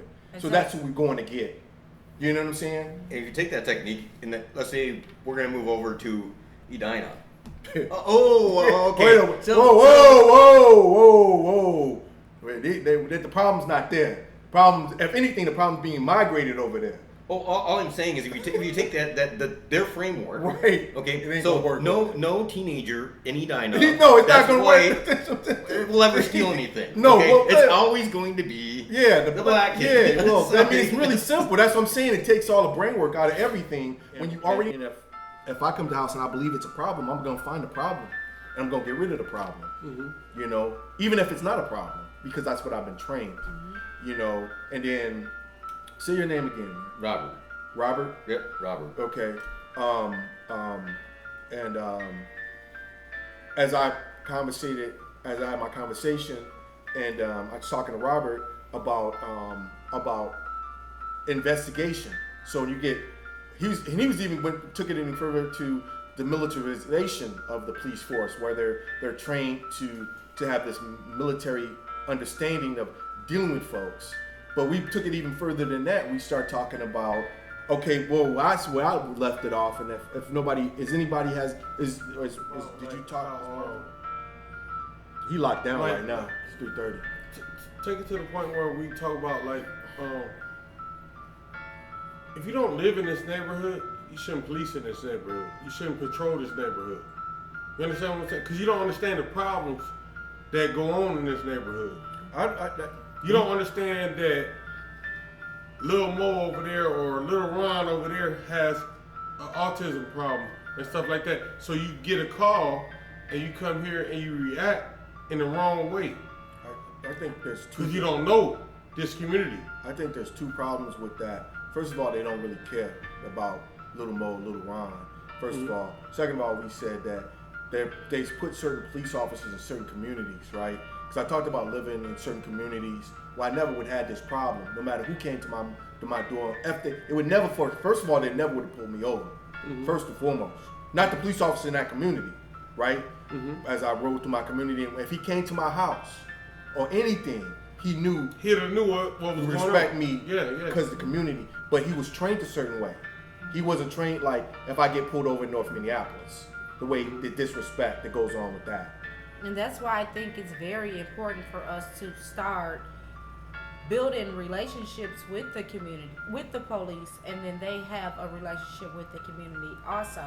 I don't think that there's nothing wrong with bringing in people from different tax brackets into our community, because a lot of them have the education that I want to see my children be able to have.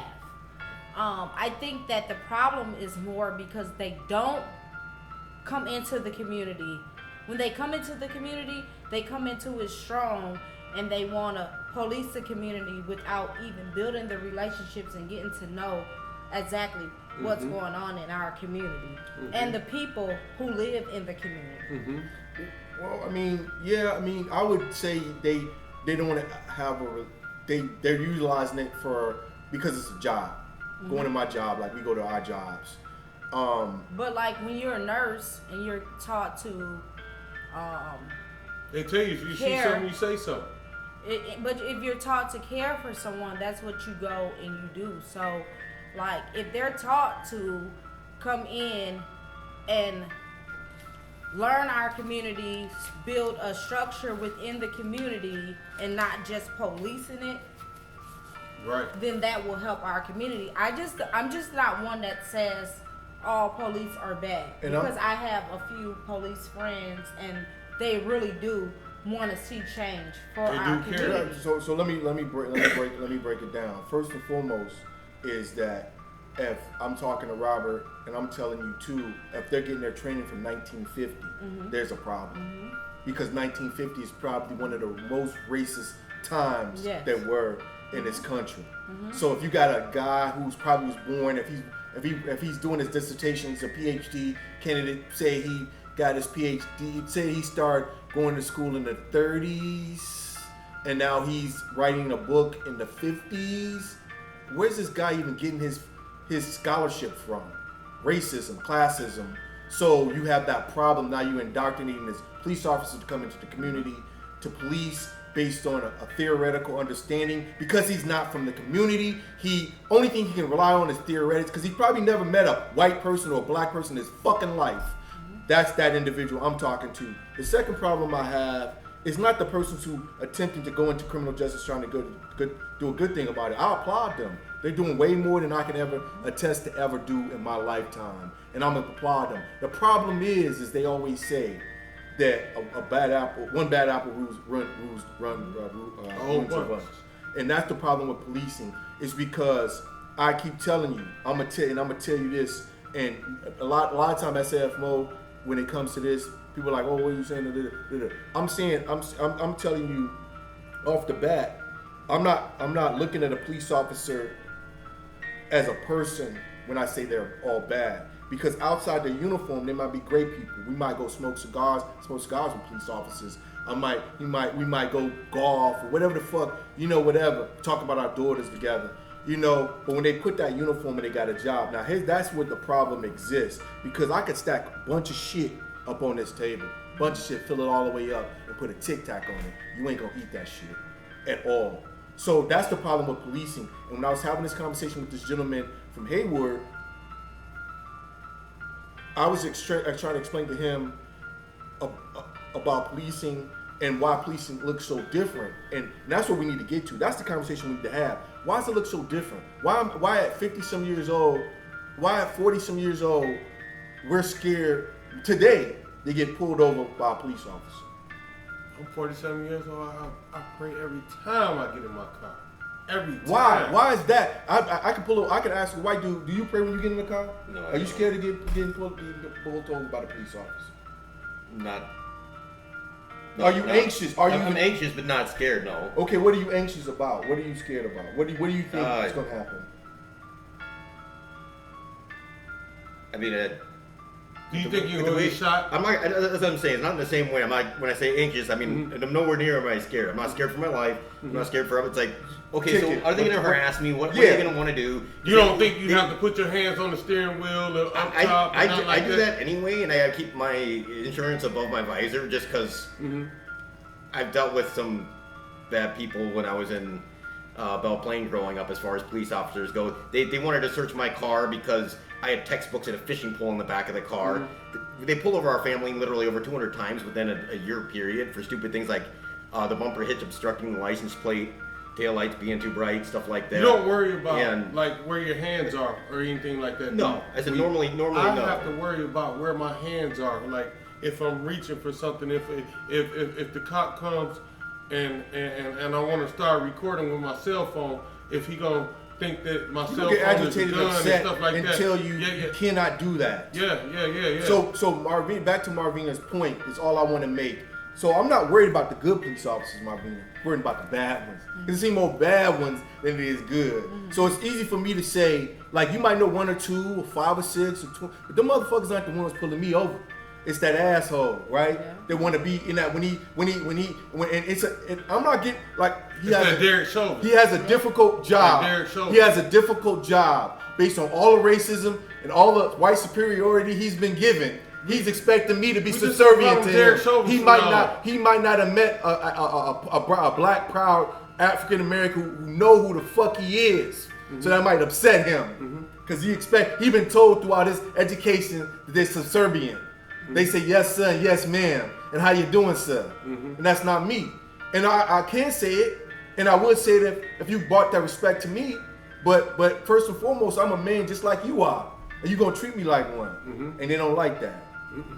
It is what it is. We just gonna call them Derek Jones from now on. Be what they get, whatever. But what really got me going with Robert was because I smoked cigars, and I was talking to this gentleman who happened to been in Washington D.C.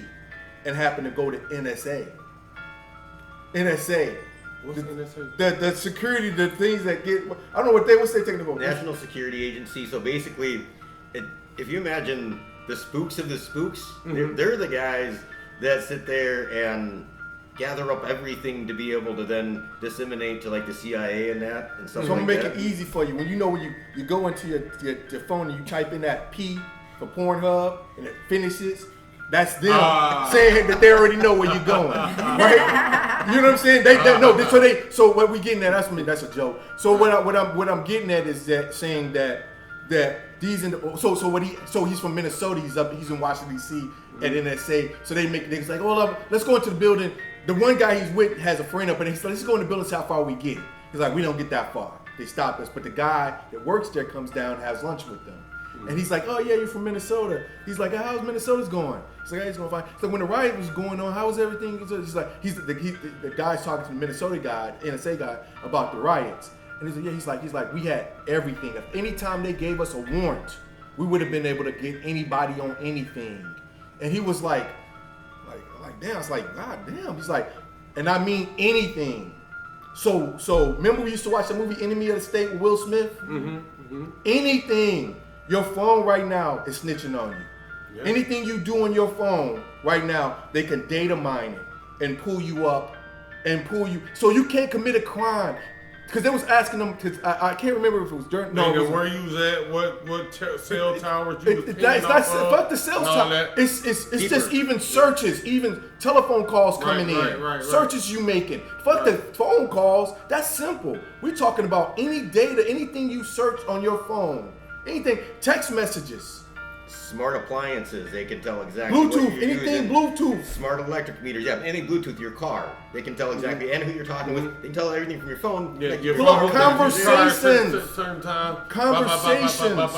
The conversations. The Target Fusion Centers with the CCTVs as well. Oh yeah, everything, all that. Why you think that, like when Minneapolis is strategically made, and you can only come in and come out of that city through a vehicle certain ways to get on the highway, to leave it. Okay, again, when you go through Minneapolis, if I'm in Minneapolis and I want to go to 35W and I want to go here, I want to go there, there's only certain movements I can make to get to that highway. And your smartphone is gonna tell them. All those cameras that you see looking at you, which show me. All I do is rewind those cameras and see which way you left out of Minnesota and what type of car you left in, who you were prior to that, and where were you at, who did you talk to, Yeah. So let's go back to Marvin and say, why are we having such a hard time getting this man out of prison? We got so much intelligence. For the longest time, I don't think people actually looked into it fully. I got with Marvina about February's when she started giving me information this year. Okay, I got the case files, I think March, April time frame. I went back to the initial police reports, sat them side by side, so that way you can see this officer arrived at this time, this officer arrived at this time, this officer said this officer said that, this is what, nothing was making sense. Right. Okay. Oh, And boy. I literally, yeah, right. So like the witness supposedly went out the front door, according to the two initial officers that interviewed her, Kojos, and I forget the other one's name. Anyway, in the trial, she says she went out the back door. How can you be going out? There's two different doors, okay? Right. And if you're heading north on Lindale to the neighbor's house, there's buildings and things blocking your view to the alley. You literally cannot physically see into the alley to see somebody walking up the alley. So that's a lie that you even saw somebody if you were going that route. And we went down and actually got the street view Google images, went back through the 2004 satellite images to make sure that those buildings were still there. The brown fence is still there. You guys can go and check it out. It's the corner of 3300 Lindale Avenue North. The building still sits right there, right behind That flower the building. shop. Yep. Yeah, right behind the building. The gate is still there. Thank God they haven't tore down the gate. The whole scene is still there. Besides, the cars are moved. And just nothing was lining up. There's things that we found that from the initial statements and scenes that you can literally see how they changed the story. Initially, it was a silver gun. Then they switched it to a silver revolver, and then they switched it to, well, you can go look at other cases. You know how you tell the difference between a fired bullet from a 9mm 357 or 38 special? You don't. Okay, they're exactly the same according to all the forensics that you have behind it, but somehow this forensics guy was able to narrow it down to a 38. Well, no, it's either a 38 or 357 according to your own records, but in trial you're saying it's a 38. Right. So, I mean, what is it? You're making up stuff. Well, you Literally. said it's a 38 based on the evidence that you got already. You got a 38 maybe, or you got a 38 bullet shell or something like that. So now you're saying it's a 38. You guaranteeing it's a 38. If you have the discharged casing, yes. Right, but right. Their thing was it was a revolver, so there was no discharged casings. Yeah, the bullets mangled on when it hit you. So the trajectory of the bullets, it looks more like there was crossfire in that hallway. It was two people. Yeah, if I'm shooting towards the camera here, for the bullet to end up behind me, it's impossible. It's impossible. And that's where they found the bullet, was after they had drugged the guy out to try to do CPR on him, 10 to 15 feet away, the opposite way where the shooter would have been standing, is where they found the bullet on the ground there. Well, that doesn't make sense to me.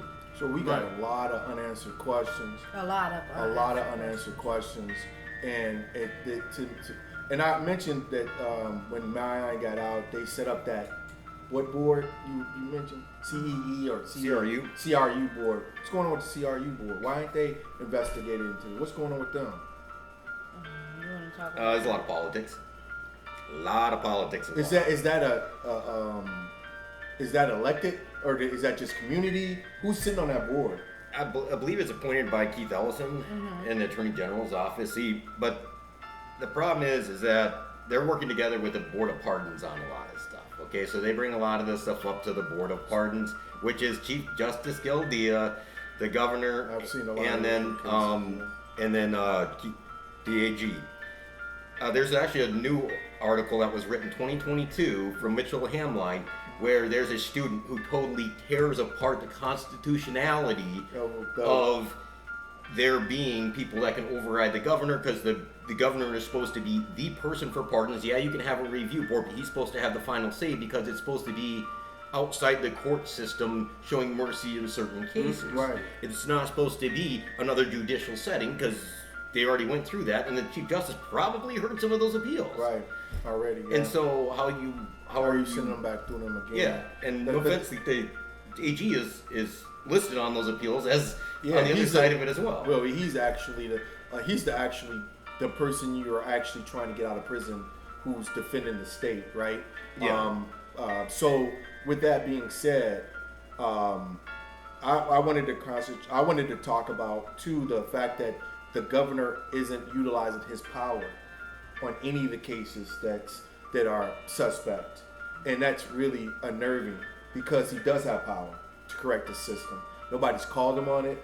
Nobody has actually vetted the next governor on it, and that's why I think we lose as a community, because we have issues within our community, and these politicians come into our community and they go around and they solicit us for votes, but yet and still we don't get what we need out of these politicians, out of this criminal justice system.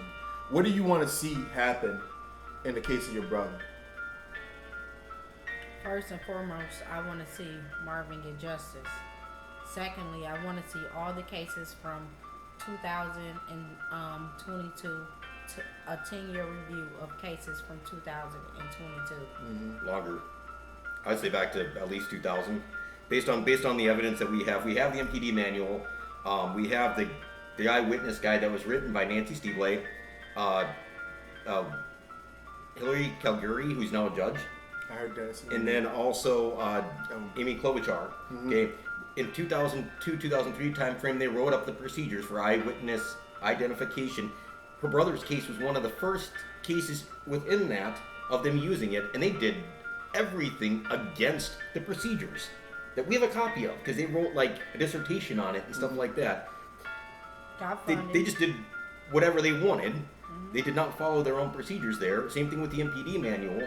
And if you're using these cases just to win, to get ahead in your career, and you go back to the late 90s, mid 90s, the Hennepin County Prosecutor's Office was doing the exact same thing.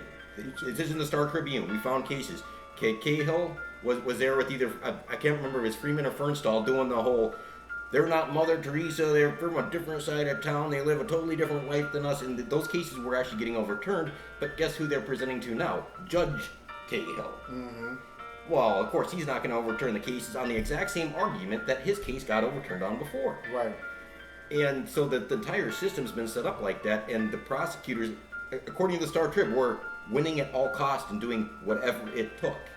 Well, that's not the way it should be. The facts should be the facts. You should try the cases based on the facts. Actually give somebody a shot at justice, not Law and Order bullcrap spinning a yarn to make it fit. Well, it goes right back to where we initially started from.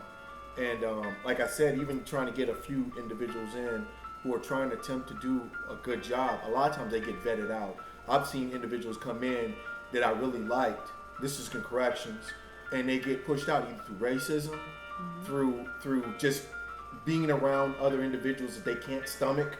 I mean, how do you go in every day and see these people just treat people like shit, and you try to do the best you can? You know, so what we have to talk about is how do we make this criminal justice system look different. This is one of the ways right here. What you guys doing is another thing, you know what I'm saying? And I applaud you guys, because when I sat in the box, I prayed to God to have somebody come to help me fight my case. That's the most frustrating thing, to be in there and nobody believes you. Nobody can help you.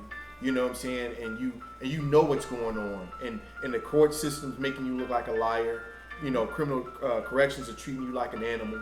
You know, your family really don't want to have nothing to do with you because you're a grown adult and you need like you a kid, because they put you in that, because that's nothing but another form of slavery.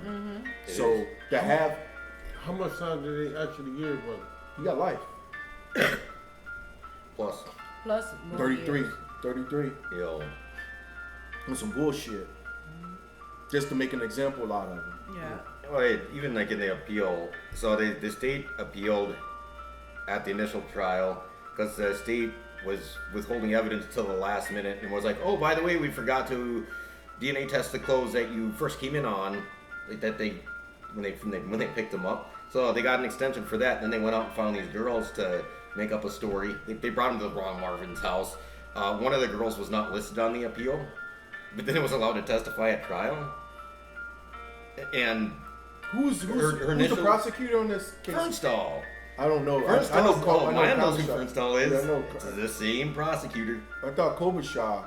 Is she the head? Yeah, head at the time, yep, and they're just underneath her. Yep. So it's her politics as usual. Yep. Business. You know, we're gonna slam as many people as we possibly can. Oh, definitely. Right.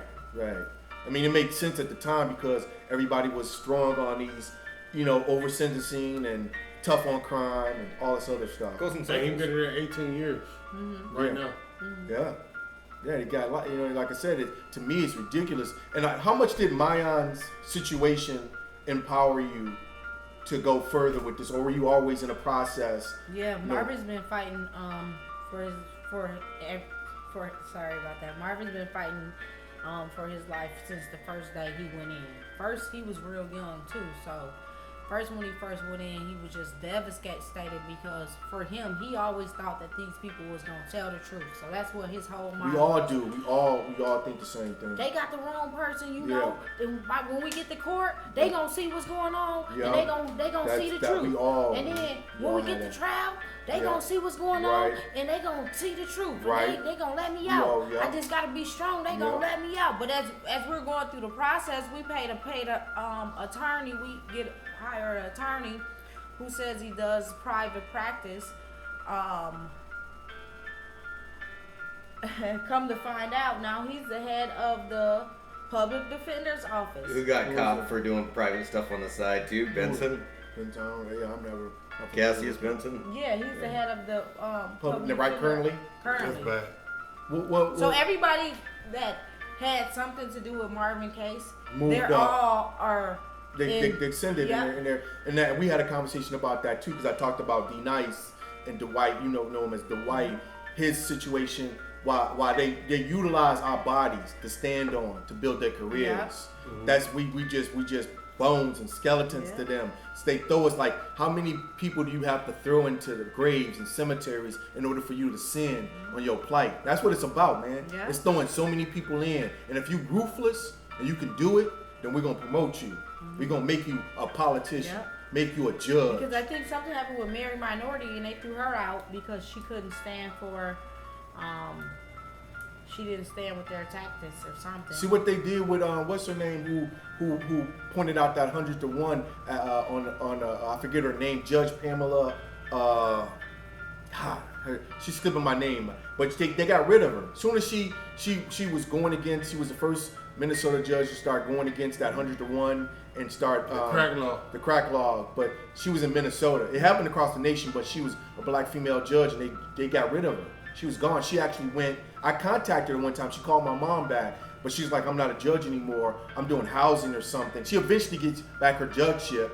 But anytime, that's what I was saying about the whole practice or criminal justice or Leo in general. It's like as soon as you get somebody good in there who does something that we be like, okay, we finally getting on the right. They're gonna get rid of them because they don't know what good is. They don't want to be good. You know, they wanted to be like. So when they got rid of your brother, when they got rid of Mayan, when they got rid of Philip Vance, when they got rid of Harry Moe, when they sent all these Southside Carlos, when they sent them to jail, what they were banking on, because we were so poverty stricken. We had so many problems. We had that white man's neck on our boot on our neck. We were gonna be able to help our brothers, because a lot of us can't. We're not in a position where we can go back, because we got so much shit going on in the real world to reach back and try to help them, and we can't do it. So a lot of times it severs our relationships with them. Because I'm frustrated now because I'm calling you on the phone asking you can you call this lawyer for me? Can you help me get a lawyer for me? And you be like, I can't do it. But I was like, I was at the club yesterday. I'm like, damn, man, she go to the club, but she can't help me get my shit right. I'm trying to get out of here. And it just severs our relationship. Now understanding that you have a life to live. And I'm fucked up. I got a life to live too. And you're going to help me as much as you can, but your situation ain't my situation ain't your situation. It's kind of hard to get to that level of understanding. Because before I was helping Marvin, I had a boutique, Minnesota Marvelous Boutique. Where's that at? What was that at? It was in St. Paul, 1440 Arcade Street. Okay, I thought I did. And then so I kind of had to like stop doing so much because I have my children, and you're right how it separates the family. My dad and my mom, they were married for like years before this happened. When this happened to my brother, we found ourselves paying more money out of our banking account than what we even had to a lawyer that didn't really represent Marvin. My dad and my mom ended up splitting. It just tore down our whole family, the whole structure that they had built. See, my family came from Missouri, where we came here to get a better life because my parents were in segregation, where it was like couldn't sit in the front of the bus and white and black water fountains and stuff. So that's not that many years from us at all. But we have to remember, why did they build the police stations also? So I think that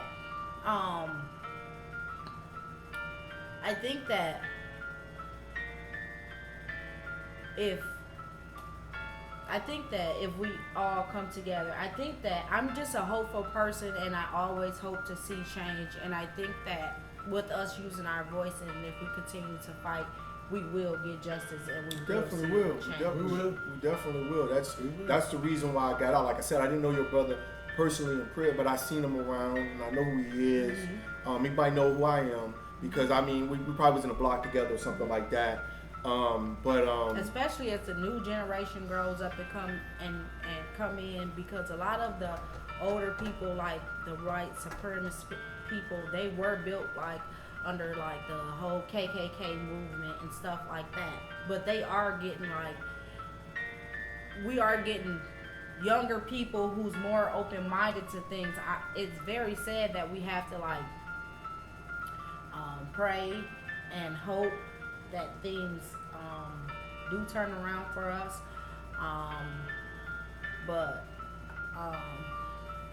Sorry guys. No, good. Well, people need to realize the history, and actually they need to read themselves, go look into it, and admit that this stuff happened. You get too many people, especially of my skin color, that want to be like, oh no, it didn't happen. And like with her brother's case, I knew it was bad, okay? You know it was that bad. Yeah, everywhere you look, it's like, there's no way it can get any worse. Oh my God, it just did. What made you get into this, Rob? I mean, how long have you been doing this? Not on Marvin. I was trying to do some stuff up in Minneapolis back in 2020, mainly for like the kids in that, because my thing was if they're living in a place that's like a war zone, at least the kids take them fishing out in the country, go get them out of there so that way they can feel normal for a little bit, because no kid should have to go through that. Right. Okay. I didn't end up getting that stuff off the ground because I didn't get any organizations from the Twin Cities to call me back. I called politicians, everybody. I had a whole bunch of people from the country willing to donate almost $20,000 worth of fishing gear for kids. Oh, yeah. Okay, but then there was no on the other side reach back. I had a mobile home that was up for sale. Started digging into some stuff on that because we were having issues with it. I had to yank it off the market because it wasn't built properly. So I started looking into the laws and stuff like that. And come to find out, even just for some of the areas around here, they treat trailer parks very much the same as they do the apartment buildings up here, where they don't inspect properly. Like, there's laws, okay? You know what I mean? And that's part of the problem with the redlining that you've seen in Minneapolis. A lot of people don't admit that it's still a problem. Yeah, you can go on Zillow and see where there's a block where this block is 150,000 and that block's 300,000. Yeah. Well, guess what? That's where the school lines are drawn too. Yeah. So then that person's kid is getting twice the education of your kid, because they just came out saying that most of the people graduating, especially in North Minneapolis, can't even fully read and write. Right. Well, that's a problem. Yeah, it is. That is a big problem. Where does that come from? That comes from the money from the houses. And then you look, who's owning those houses? Right. Most of those houses are rented because there's only a 20% ownership rate. Oh wow, where's most of the generational wealth come from? From houses. Correct. So then these people are being kept poor, and then their rents are going up, and these places aren't being maintained. If you live in a house that has mold, asbestos, lead, things falling down on you, you're going to do whatever the hell it takes to get out of there. You're not going to be like, oh well, I think that this is bad, but no, you're going to do whatever it takes to get into a better place. Right. And then the second side of it is, the kids that are growing up there, if you're expecting by the age of 30 to either be dead or in prison, middle age is 15. Right. Okay? Right. And you go back, it's been a history up there. Every 30 years since the mid-1930s, they cause riots to where they have to bring in the National Guard in northern Minneapolis. Every 30 to 40 years. You have the 30s, and you have the 69, and then you have the 91, and then you have, you know what I mean? You just keep on going down the list. And it's a cycle, too, where they'll lax back off on crime a little bit, purposefully not. I know, I say that all the time. Purposefully not go after certain things, to let it go. But half the time, they're on the payroll of the gang. Minneapolis has been that corrupt. A.A. Ames, 1900. He had to flee the state because he did that. He set up the MPD that way. You see it. And so that's that cycle. Well, how do you get more funding? You have to have the crime and the demand go up. Exactly. That's how they got the military type vehicles. That's how it works. They can't lose. They're gonna win. I mean, it's a strategy that they're playing, and people don't realize that a strategy is being played against them. right? It's like there's no way since I say that all the time because I watched other activists walk around and regurgitate those same facts that crime is going up. But you ask yourself why. Keep asking yourself why. Why is crime going up? Why? Because they're allowing it to go up. Because now they're giving you all these resources supposedly so you can figure out what's going on. But realistically, I told you, when you go to the NSA, if they really wanted to catch anybody doing anything, they can catch them right now. They don't need anything. They can catch you. If you committed a murder right now, if they can turn on these cameras and figure out exactly what happened and who done it and what and when and everything. And all that. So just close us out. You know, you can shout out who you need to shout out. Before you close out, I want y'all to see a little bit more of Marvina's brother's story. We saw it all. And sentenced. You watched it all. You was gone. In a case where y'all played it. Yeah, it was playing while you was gone. We saw it. Yeah, turn it off. Yeah, we saw the whole thing. At the end, she talks. Okay. He's got this. It's some auto thing he's using to play his voice and then play the story. But like, so at the end, so we already saw this. Like I said, I'm glad you sit down and explain things to me, because as I read the story, I was shook because they only put out the facts, right? And as you look more into it, now it makes sense. That when you start drawing the lines together, like why the fuck would anybody rob a fucking flower shop? Especially a black motherfucker. What would make you go rob? Like unless you knew unless I knew something was going on in that motherfucker, then I would be like, you on some heavy drugs or something. No, I'm just you ain't gonna get no money. What you gonna run out there with some flowers? No. Something on the corner? I'm just saying, like you got to be like drugged out to even think about going to rob a flower shop. Yeah, it's like right around the time church ends, and there's like 3 or 4 churches around there that are very white, and I'm sorry to say it like that. Where do they go after church? They're probably gonna go to the flower shop. Hey, you know what I mean? Like that's this to me it didn't ring true. And then like I said about the cousin, but they don't tell you the ages of that cousin at the time. I'm thinking it's some older cousin who they never said it was a juvenile cousin. You know, Marvin was 16 when they. I didn't even know that because for some reason it just seemed that by reading it he just seemed older. He seemed like he was the oldest one. You know, he seemed like he was 18, at least 18 years old, maybe 17 at the time, 18 at the time. You know what I'm saying? It didn't seem like he was a juvenile, like he's a juvenile, 16 fucking years old. Just got through playing with dolls or shit. I mean, the little playing with Voltron. The little I mean, you know, 10 years old. That's not that old. 13 years old. You just stop watching cartoons or whatever you do. You know, so it's just like he's still a kid. He's a baby. You know, and you just take him off the street, and that's why I say it's so much like slavery, because they kidnapped you. They kidnapped the man. Kidnapped him. Yep. Kidnapped him legally. Kidnapped him because we know it's not legal. You know, and then they threw him on a slave ship. Forever, a lifetime on slave ship. And he's been working ever since he got there. His restitution is paid off for a crime he didn't even commit. The crime. You're talking about vindication.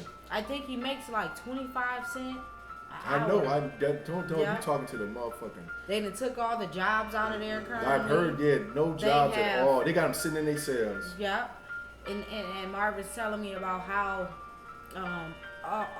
the jail is going on the upward because nobody have jobs. They're not even making little money. You sit in your cell. You lucky if you're not in a 2-man cell, so you're in a single-man cell. But you sit in your cell all day. You got nothing but bullshit to think about. Because at least when you went to work, you got tired. You know, you was hopeful because you wanted the job, so you kept your job, so you was more disciplined, right? Because you didn't want to lose that job, because you were probably making $1 now, or making 75 cents, making a little bit more. You want to lose that job because you had things you wanted to buy. But now and that's another reason. Go right back to them doing that on purpose, because it's just bad. It's bad up in there, like you said. It's bad. They got correctional officers bringing drugs in there. We just did pull up the story about. I seen the young boy. I know him too. Just got popped for bringing the meth in to the joint. The lady. The white lady. She was bringing it in, but he was a little Mexican cat. He might be Argentina or something like that. But I know him. He used to work in a gym a lot. He used to work out all the time. So I know. Tell me why it's always somebody with like low self-esteem issues. Well, I'm just saying that it makes sense. Like you got the CEO bringing these drugs in. They got no jobs. They have no. When they cut jobs, they cut curriculum, which it makes it tougher for you to go to school and get education. But then they're flooding the jail with drugs. They're flooding the drugs. So people not able to pay back, which is going to cause more violence. Right. Well, they're going to come out. So here's the thing about this is why. So everybody has the understanding that prison is slavery from the time it was created to the time that the reenactment. You see a reenactment of slavery, right? The kidnapping of the person. The whole, the selling of the person. That's when you have the court process. They're selling them into the state. And then the fact now you become property of the state, which when during slavery were property. And then you work. You do all that time. And then you work for 25 cents. Yeah. Like the slaves work for the cotton. For a little bit of nothing, and then you get out. But here's the sweetest thing about slavery, but nobody talks about the end of slavery. When they emancipated the slave, you understand when they emancipated the slave, most individuals went back into slavery because they had no skills. So you talk about recidivism. When you do that cycle, when you let a man out and you give him freedom, sometimes since slavery was more secure than his freedom because you're getting 4 square meals a day. You got medical attention. You got a known way of moving throughout the prison. Yeah. So you feel comfortable. You feel like I can exist in this. So when you take a man out of slavery, you put him back, what you call re-entry. 9 times out of 10, his mind has been so fucked up that he feels more secure behind bars. Speaking of that, I work at a halfway house too, right? You got a guy right there right now that he did X amount of years in prison, like more than 10 years in prison. But he's also he was a resident of the halfway house. Now he's an employee of the halfway house, and he still has that same mentality that you're talking about the entrapment. Yeah, the entrapment. Like he's still like. I might come there and clean the kitchen a certain way, and he has this mentality like, this is my kitchen right here. I clean it this way. He don't do it right. You know what I'm saying? You understand what I'm saying? Yeah. Like you get institutionalized. He fucked up. Right. He fucked up. And that's what I'm saying. That what I was getting at to piggyback on your conversation is that it's a reason behind that. Because if I can train, if I can do that to you, that's why I'm saying they did that to the slaves. They were so. At the end of the day, I can emancipate you on paper, and when you get out of prison, you are emancipated. You're free. But with 9 times out of 10, I'm gonna tell you this from my position. This is me speaking out of personal experience. I felt more comfortable locked up in prison than I felt when I got out of freedom. I was scared of freedom, right? Because I've been so institutionalized, and I've been and the security was there. I didn't have to worry about paying my rent. I didn't have to pay out electricity. Kind of like the house nigga, field nigga. Yeah, but I was comfortable as being your slave. That's what I'm saying. So that's the re-entrapment. That's the reconditioning. That's the institution. It's like the field nigga telling you. It's like the field nigga telling you, hey, we got to get out of here. And I'm saying no. You saying no. But you can't. But an average person who's never been locked up can't understand that. Like, you want to be locked up? Yeah. You want to go back? And it's like nobody wants to go back. You just feel comfortable. You have a comfort zone. It's fucked up in there, but shit, I was secure. I was comfortable. I was living my life up in there. I didn't have the same stresses that, and it took me. Well, how did I get over it? It took me a minute to recognize it, to accept the fact that it's gonna be harder on this side. It's gonna be harder on this side. You didn't materialize it in your mind. Yeah. You go through it every single day.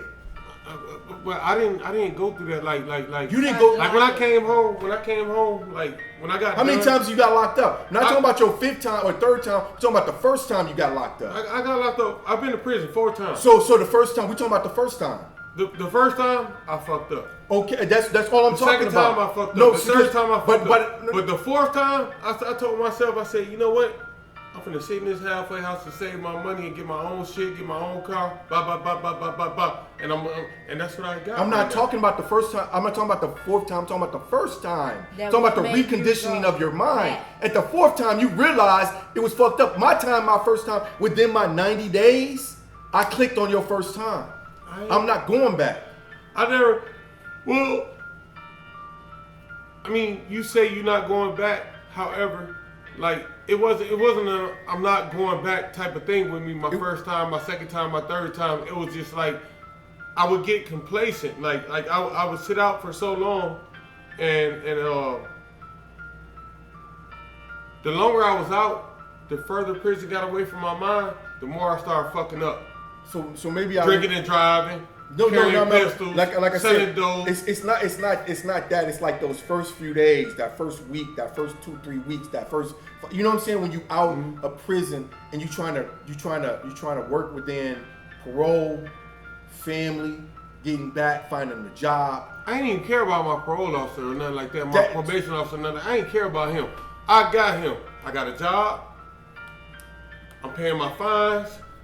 Fuck him. But me, I was thinking about me, like what I wanted to do. Like the longer I was out, the further prison got away from my mind, and I started selling dope. I started carrying pistols. I started drinking and driving. So you said as long as they kept whooping you mentally, then you wouldn't. The choices wasn't as easily to make. My choices. The longer I was out, the more prison got away from my mind, right. And the more complacent I got. Like I just started fucking up, like getting loose with it, so to speak, or getting comfortable. So I'm not trying to explain it. So I'm gonna go back to what I'm telling you. The whole reasoning behind our prison stint is so we come back to prison. Mm-hmm. Yes.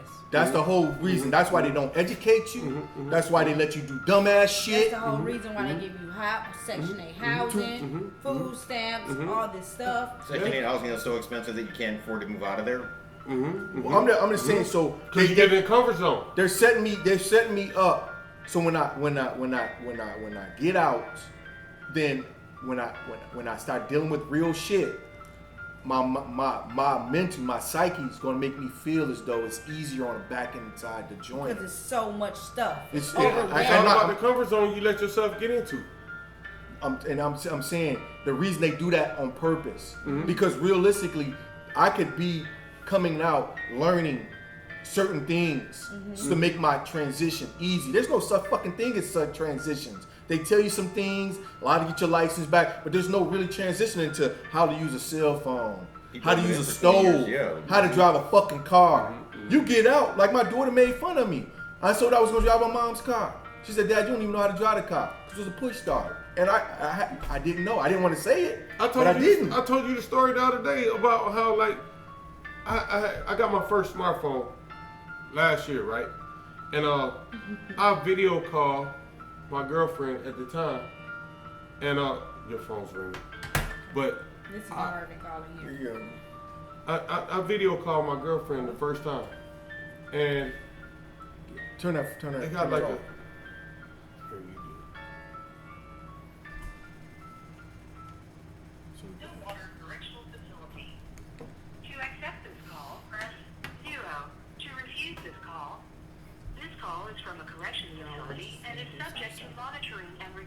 I'm gonna bring them up. I'm gonna bring that. You ain't got no. Send me some better photos. I seen him before. Send me some better photos. I don't know where I seen him at before, but I seen him before. I know him. You know, you never forget a face. You forget names, but I know him. You was in Stillwater. You probably seen him when you was in Stillwater. He been in Stillwater for 18 motherfucking years. Yeah. I was so you was in Stillwater. You had to see him then. He's not a person that you not gonna remember. That's why I said so. I sound like, man, I know this bro. So we just have to close it up. Man, he was good. I'm glad he called. I'm glad we stayed up till he called. You guys got anything you guys want to say before we get off? Just that people actually need to go back and look at, especially people with my skin color, they need to go back and actually look at history. I mean, it's right there. Half the stuff I found was out of the Star Trek. Come on, man. I mean, it's right there for people to see. But if you go back to, you were saying about the court system, how it's set up, go back to who started the original law schools. what families were very involved with that. Yeah. It was the families. They still have the halls, the library and stuff that's named after them. Yeah. They were the same families that were doing the opium and slave trade. You talking about the Rothschilds and all that? I mean, it's beyond that. It's like names that you really don't associate with anything. No, not even know, because we know those deeper names. than that. But I mean, these people were like average Joes who were very who were profiting from these. So I was watching a debate against two individuals, and a lot of times what he's talking about, you see them pop up on grants, right? They'll give you a grant. They'll give a grant for these individuals to write a book about furthering the penal state based on it being a good position. So we're all scholars. They'll give us a $1 million grant, this company, but we don't know what their motives are. We know what their motives are because they're probably a right-wing Republican organization or they're pro-slavery, whatever they might be. We already understand what it is, but they'll give us monies to do that. What he's saying, right? You got when you search out the history of these colleges that train the lawyers and judges, or just even set up the thought process of scholarly learning. A lot of these institutions was founded on fucked up principles. Same way we talked about the police department, the same way we talk about colleges, especially a lot of these Ivy League colleges. Just like this because country then you're better built than on, that person out there on the street because you went to Harvard. just like this country built on the backs of slaves. Which it's the tracing down. So when we argue, we have an argument. You might quote something, be like, oh yeah, well this person says this. Well, they're saying it because they're getting paid by an institution that holds positioning was slavery or was whatever it might be. It might be, whatever it might be at that time. We don't know. I get it. So now when you're quoting them, you sound crazy because the person you quoting doesn't even have your best interest in mind, and it makes no sense. But you're making it a quote, or you're saying it because it makes sense. It never made. So that's what I'm saying. The root. Like Robert's talking about this root that getting to figuring out where it's coming from, like the Harvards and these law, like even when he was talking about 1950s, when he pointed out 1950s, this police investigation tactic was formulated in 1950. It was flawed because in 1950 they'd come up and beat the shit out of you and have no repercussions whatsoever. And we had the hell of policing on our backs then, and they really didn't give a fuck then. But every person who's a radical Republican goes to the 1950s to point out that was the best time in American history. That's the time we want to utilize because that's when they could do whatever the fuck they felt like doing. So, Marvina, what you got to say? I just want to let everyone know to follow Marvin, Facebook, Free Marvin Haynes. Yeah, what's his OID? His OID, he's in Stillwater prison. His OID is 218-285. His website is justiceformarvinhaynes16.com. To find out more about the other cases that we're handling, you can follow us currently on Facebook at Minnesota Wrongfully Convicted Judicial Reform. How did if somebody wanted to contact you that was in a joint or their family members watching, how would they go about contacting you? Is there a form they can fill out on that? We do have an intake form that we're going to be posting to the website. We're also constructing our website, but right now we have our Facebook page that we're currently running. So you can contact us there through my email, marvinah6@gmail.com. Also, you can contact Robert at my email address is crazycormanenterprises@gmail.com. And that's how do you spell Corman? Is CORPS MAN. Like military spelling, okay? Yeah. So it's crazy Corman Enterprises at gmail.com. Yeah, and this you got to explain that more. Maybe that should be a whole nother episode. Basically, it's because I would stand up for my guys, and I was the only medical personnel in the command. So what are they going to really do?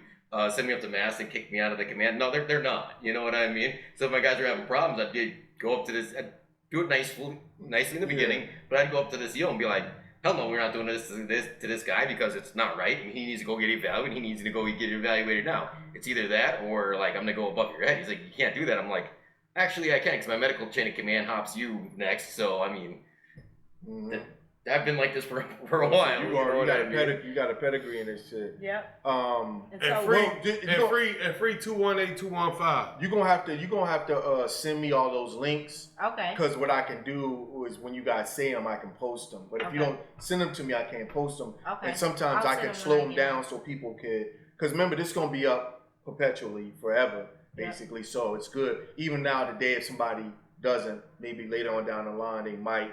And they'll be able to get in contact with you. In the cases that we'll be working on, we're going to encourage the families to get involved. Yeah. Right. And then also the inmates to get involved. So that way they learn the system, because then it doesn't matter if you have a good lawyer, bad lawyer, if you know your case and you're able to advocate your stuff for yourself, that lawyer, he or she's working for you. This is what SAF mode. This is why I'm the prison lawyer. That's why I say what I say. Everybody thinks I'm wrong because I say what I say. Because I say that it's not the lawyer's fault, it's not the prosecutor's fault, it's your fault. You gotta learn the law, period. Because they can bamboozle you. They're con artists. And if a con artist, only way he can fool you is when you don't know. That's the only way a con artist can like. So you gotta learn the law. You have to be in the law, but you have to be your own advocate. And that's what killed me when I was in the criminal justice system. I sat in a county jail thinking this lawyer's gonna come save me, when I should have been saving my motherfucking self. And that's what I'm saying. That's why if anybody got any problems with, oh, why they got this up, why they not politicking, why they're not talking about the Kardashians or talking about all this populist bullshit, is because just what this gentleman said is the thought process that hit my mind when we was trying to think of a concept. And that's why we didn't talk about our cars, or we didn't talk about women, we didn't talk about selling dope on the block, we didn't talk about gangs, we didn't talk about that, because you have to learn the law, because that's how they tricking you.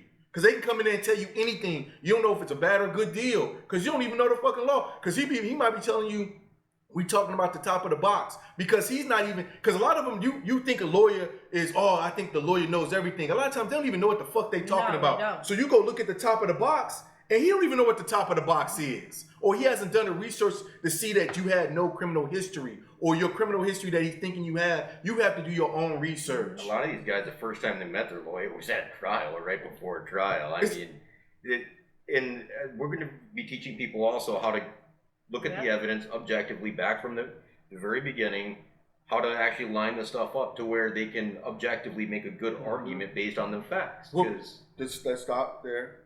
Because what I want to tell you about that is so if a police officer comes to this house right now and he's getting ready, because he's the one that dictates the facts, right? He's the one that writes the report that against you, the prosecutor sees, they use as a complaint against you. So I say stop right here.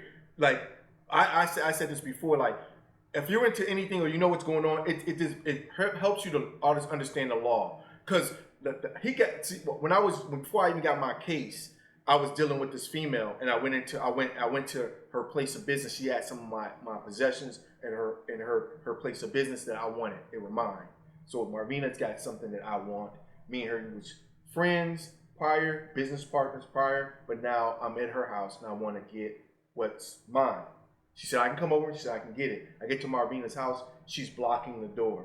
She won't allow me to come in. Get my possession. She's already told me I can come over, so I'm not. But now I get to the house, I can't get it. But now I'm frustrated because I need to get my shit out of here. And so I push past her, go in there and get my possessions and leave.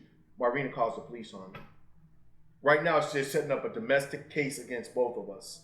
And if Marvina says the right word, they're going to set up a burglary because I just entered her threshold without her permission, and I took items out of it. Mm-hmm.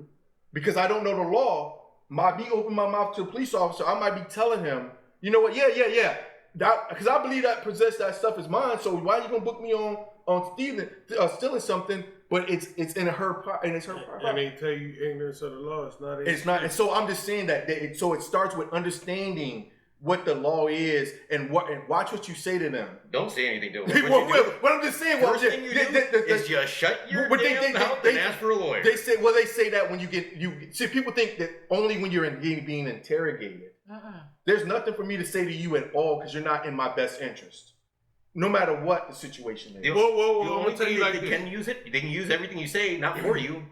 They can only use it against you. Okay? I'm gonna tell you like this. You think initially, like, if say you never had an experience with the police, like going to jail or nothing like that, automatically you think that they the police, they're gonna be on your side. That's what Marvin just said. They think that's what Marvin just said. So you go into the situation and you try to explain yourself. Marvin just said and you say this and you say that and you say too much. Right. Well, because you should never say anything to the police because they don't have your best interest at hand. Ever. The only thing they have at hand is booking your ass. And but it goes right back to what Robert just said. Yeah.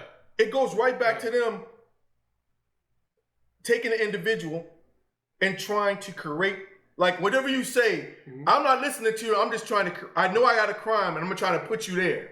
So like even with Marvin's case, I watched how they said that, well, he says that he doesn't know where the flower shop is, but he was stopped in that area several times. Hold up. That's what they said. So they're just doing anything. They broke it down to like an 18-block radius. I'm just saying that. Remember when I was at Checkers that night? Yeah, that's what I'm saying. I was at Checkers one night at the club, and this guy jumped up on the back of my truck, and it wasn't even my truck. I was driving a borrowed truck, and he bouncing up on the back of the truck. My devilish ass, I sped back and slammed on the brake and made him fall into the back of the truck. He got out the back of the truck, and he got about 8 of his buddies together, and they all came around. I seen them coming, and I had my pistol in the car. They came around to the driver's side of the truck, and they said, "Nigga, what's your problem?" I pulled out my gun. I said, "What's y'all problem?" They said, "Oh, it ain't no problem." And they walked away. Had I not had my gun, I probably would have gotten the shit beat out of me that night. So they walked away. But as they're walking away, the bouncer is looking to see what the commotion is. And he sees my gun going back down as they're walking away. He goes to a police car that's parked on the street and tell the police, "I pulled out a gun and pointed at him." That did not happen. God's honest truth, that did not happen. But just because he said that, they got behind me and tried to pull me over. I pulled over, I waited for the police officer to get out of his car, and he started walking toward me. I took off, because I got a pistol in the car, I got a crack in the car, I got open bottle in the car. I'm like, I can't get stopped tonight, I can't stop. And it's not my car, so I took off. And I ended up getting caught later. But they charged me with felon in possession of a firearm, second-degree assault with a firearm, because the bouncer said I point the gun at him. Second-degree assault with a firearm. What does that sound like to you? Like I shot somebody, right? Yeah. That's not what happened. But that's what it sounds like. And I ended up getting ready to go to trial for that, and I ended up taking a plea bargain for 36 months, downward departure. Because this fucker lied on me and said I pointed the gun at him. He lied. Yeah, he lied. That's the criminal justice system. I'm not saying about the facts. I'm saying, like, if you know what was there and they didn't investigate it properly, or you know that they didn't even talk to everybody that's around. That's what I'm talking about. Is like I understand that the cops have their view of what they get, and that's the facts of the case. You can also subpoena like closed circuit TVs and stuff like that. Well, you know what I just ran into Darcy, who's an investigator for the public defending office that investigates, and I didn't know that you had a right, or not a right, but the public defending office has to actually had an investigator until I met her, and she said, I was like, well, how do people get a hold of you? How do people, because I've never heard of you. Most of the time they tell you just be quiet. We're gonna let the state try the case. And just, don't have to say that. They don't call any witnesses. They cross-examine the state witnesses. And, if anything, like, so when she said it struck me as wow. Like, I didn't know that the public defender office actually had an investigator that investigated the case that we could actually get a hold of. Make sure your Brady and Gigley stuff, that your Brady is anything that's exculpatory. And the Gigley includes the IA files on those officers. It includes... You have a right to that. Yeah, but exculpatory information. But if you're gonna pull officers, don't you have to get it from the Minnesota Data Practicing Act? Get it, or you can just you can't actually get it because it's employment practices. But if it has anything to do with your case, and it can be used to perjure them or impeach them on the stand. Well, how would you figure that out? Because if they have your lawyer has to request it. Number one, and number two, as an individual, make sure your lawyer's requesting it. So the prosecutor's I guess what I'm asking. So if I have a police officer, you have to know these things. But no, that's what I'm getting at. I'm trying to get at. So is a prosecutor supposed to turn over the police records, or am I supposed to say, well, because you can't do that because I can't say Ron's a bad police officer. Ron being in the middle is a bad police officer. My public defender says, well, how do you know? Well, it's just word on the street. We know he's taking bribes. He's not. He can't put forth a motion with no hearsay or no evidence. They've allowed officers that have been deemed uncreditworthy to still testify in later cases. So I mean, that is a thing here in Minnesota. Here's the thing: is a prosecutor is legally required to automatically give that stuff to the defense. So if they do not, first time we're hearing that. This is good. If they do not, number one, make sure your defense lawyer requests it. If they fail to provide that, that's like enough possibly to get cases over. Well, usually officer that comes and testifies, he's 9 times out of 10 is this guy that they can sit across. But from my past, not knowing that, what I can defend that with is say they do a good job at scrubbing their background. So what you see is their skill level, any class they might take, anything that's a discrepancy with their behavior is scrubbed, or it's not never entered into their file. So you get all these squeaky king police officers. But if you do some real research, you figure out this dude nothing. He's the worst of the worst. Minnesota, the Citizens United Against Police Brutality has a website that actually has a lot of the police departments up here listed up on there. Write that shit down. It's Citizens Against Citizens United Against Police Brutality, CUAPB. I'm gonna send you all the links to this stuff. Please. Because that's good to know, because those are places that people need to go. We need to network these places and link them up, sort of like what you guys are talking about. Marvin, tell them about the event you got going on. Oh yeah, we're having an event August 27th. It's called Minneapolis Speaks. It's a platform for organizations and community members to come together and have the opportunity to tell the community exactly what it is that they do. It's going to be hosted at Shiloh Temple on West Broadway. Yeah, I know exactly where it is. So your dad's funeral was at? No, we were at Faith Tabernacle. Oh, but they both Shiloh is right down. Shiloh's huge. Yeah. It's going to be in the parking lot? It's going to be the parking lot there, August 27th from 12 to 6 p.m. Everyone's welcome, and if you want to sign your organization up, we do have it posted on the webpage, or else you can reach out to me or Robert and we'll get you signed up. We are also looking for donations and sponsors and volunteers. Okay. All right, that's from me. We are voice of the voiceless, the only voice. It's done. It's a wrap. Shout out to the convicted fellas doing better than people with no felonies. I say, know your prison lawyer about to smoke. What up? I say that all the time. I love that. That was good, man. That was good. After watching this episode, I sort of feel like these kids. You know what I'm saying? I mean, I feel like Bootsy. I don't know. It's just crazy, but it's all good. Keep your head up. This episode is dedicated to all y'all individuals who've got loved ones locked up. Keep your head up.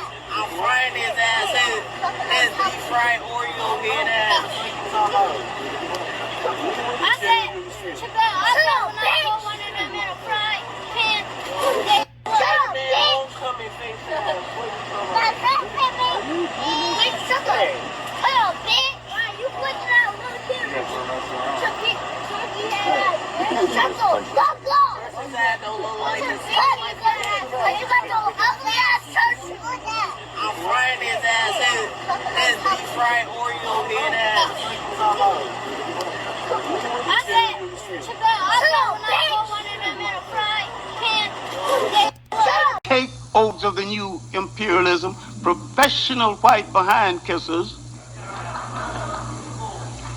And as Carlos Cook used to say, a disgrace to the skin they wear.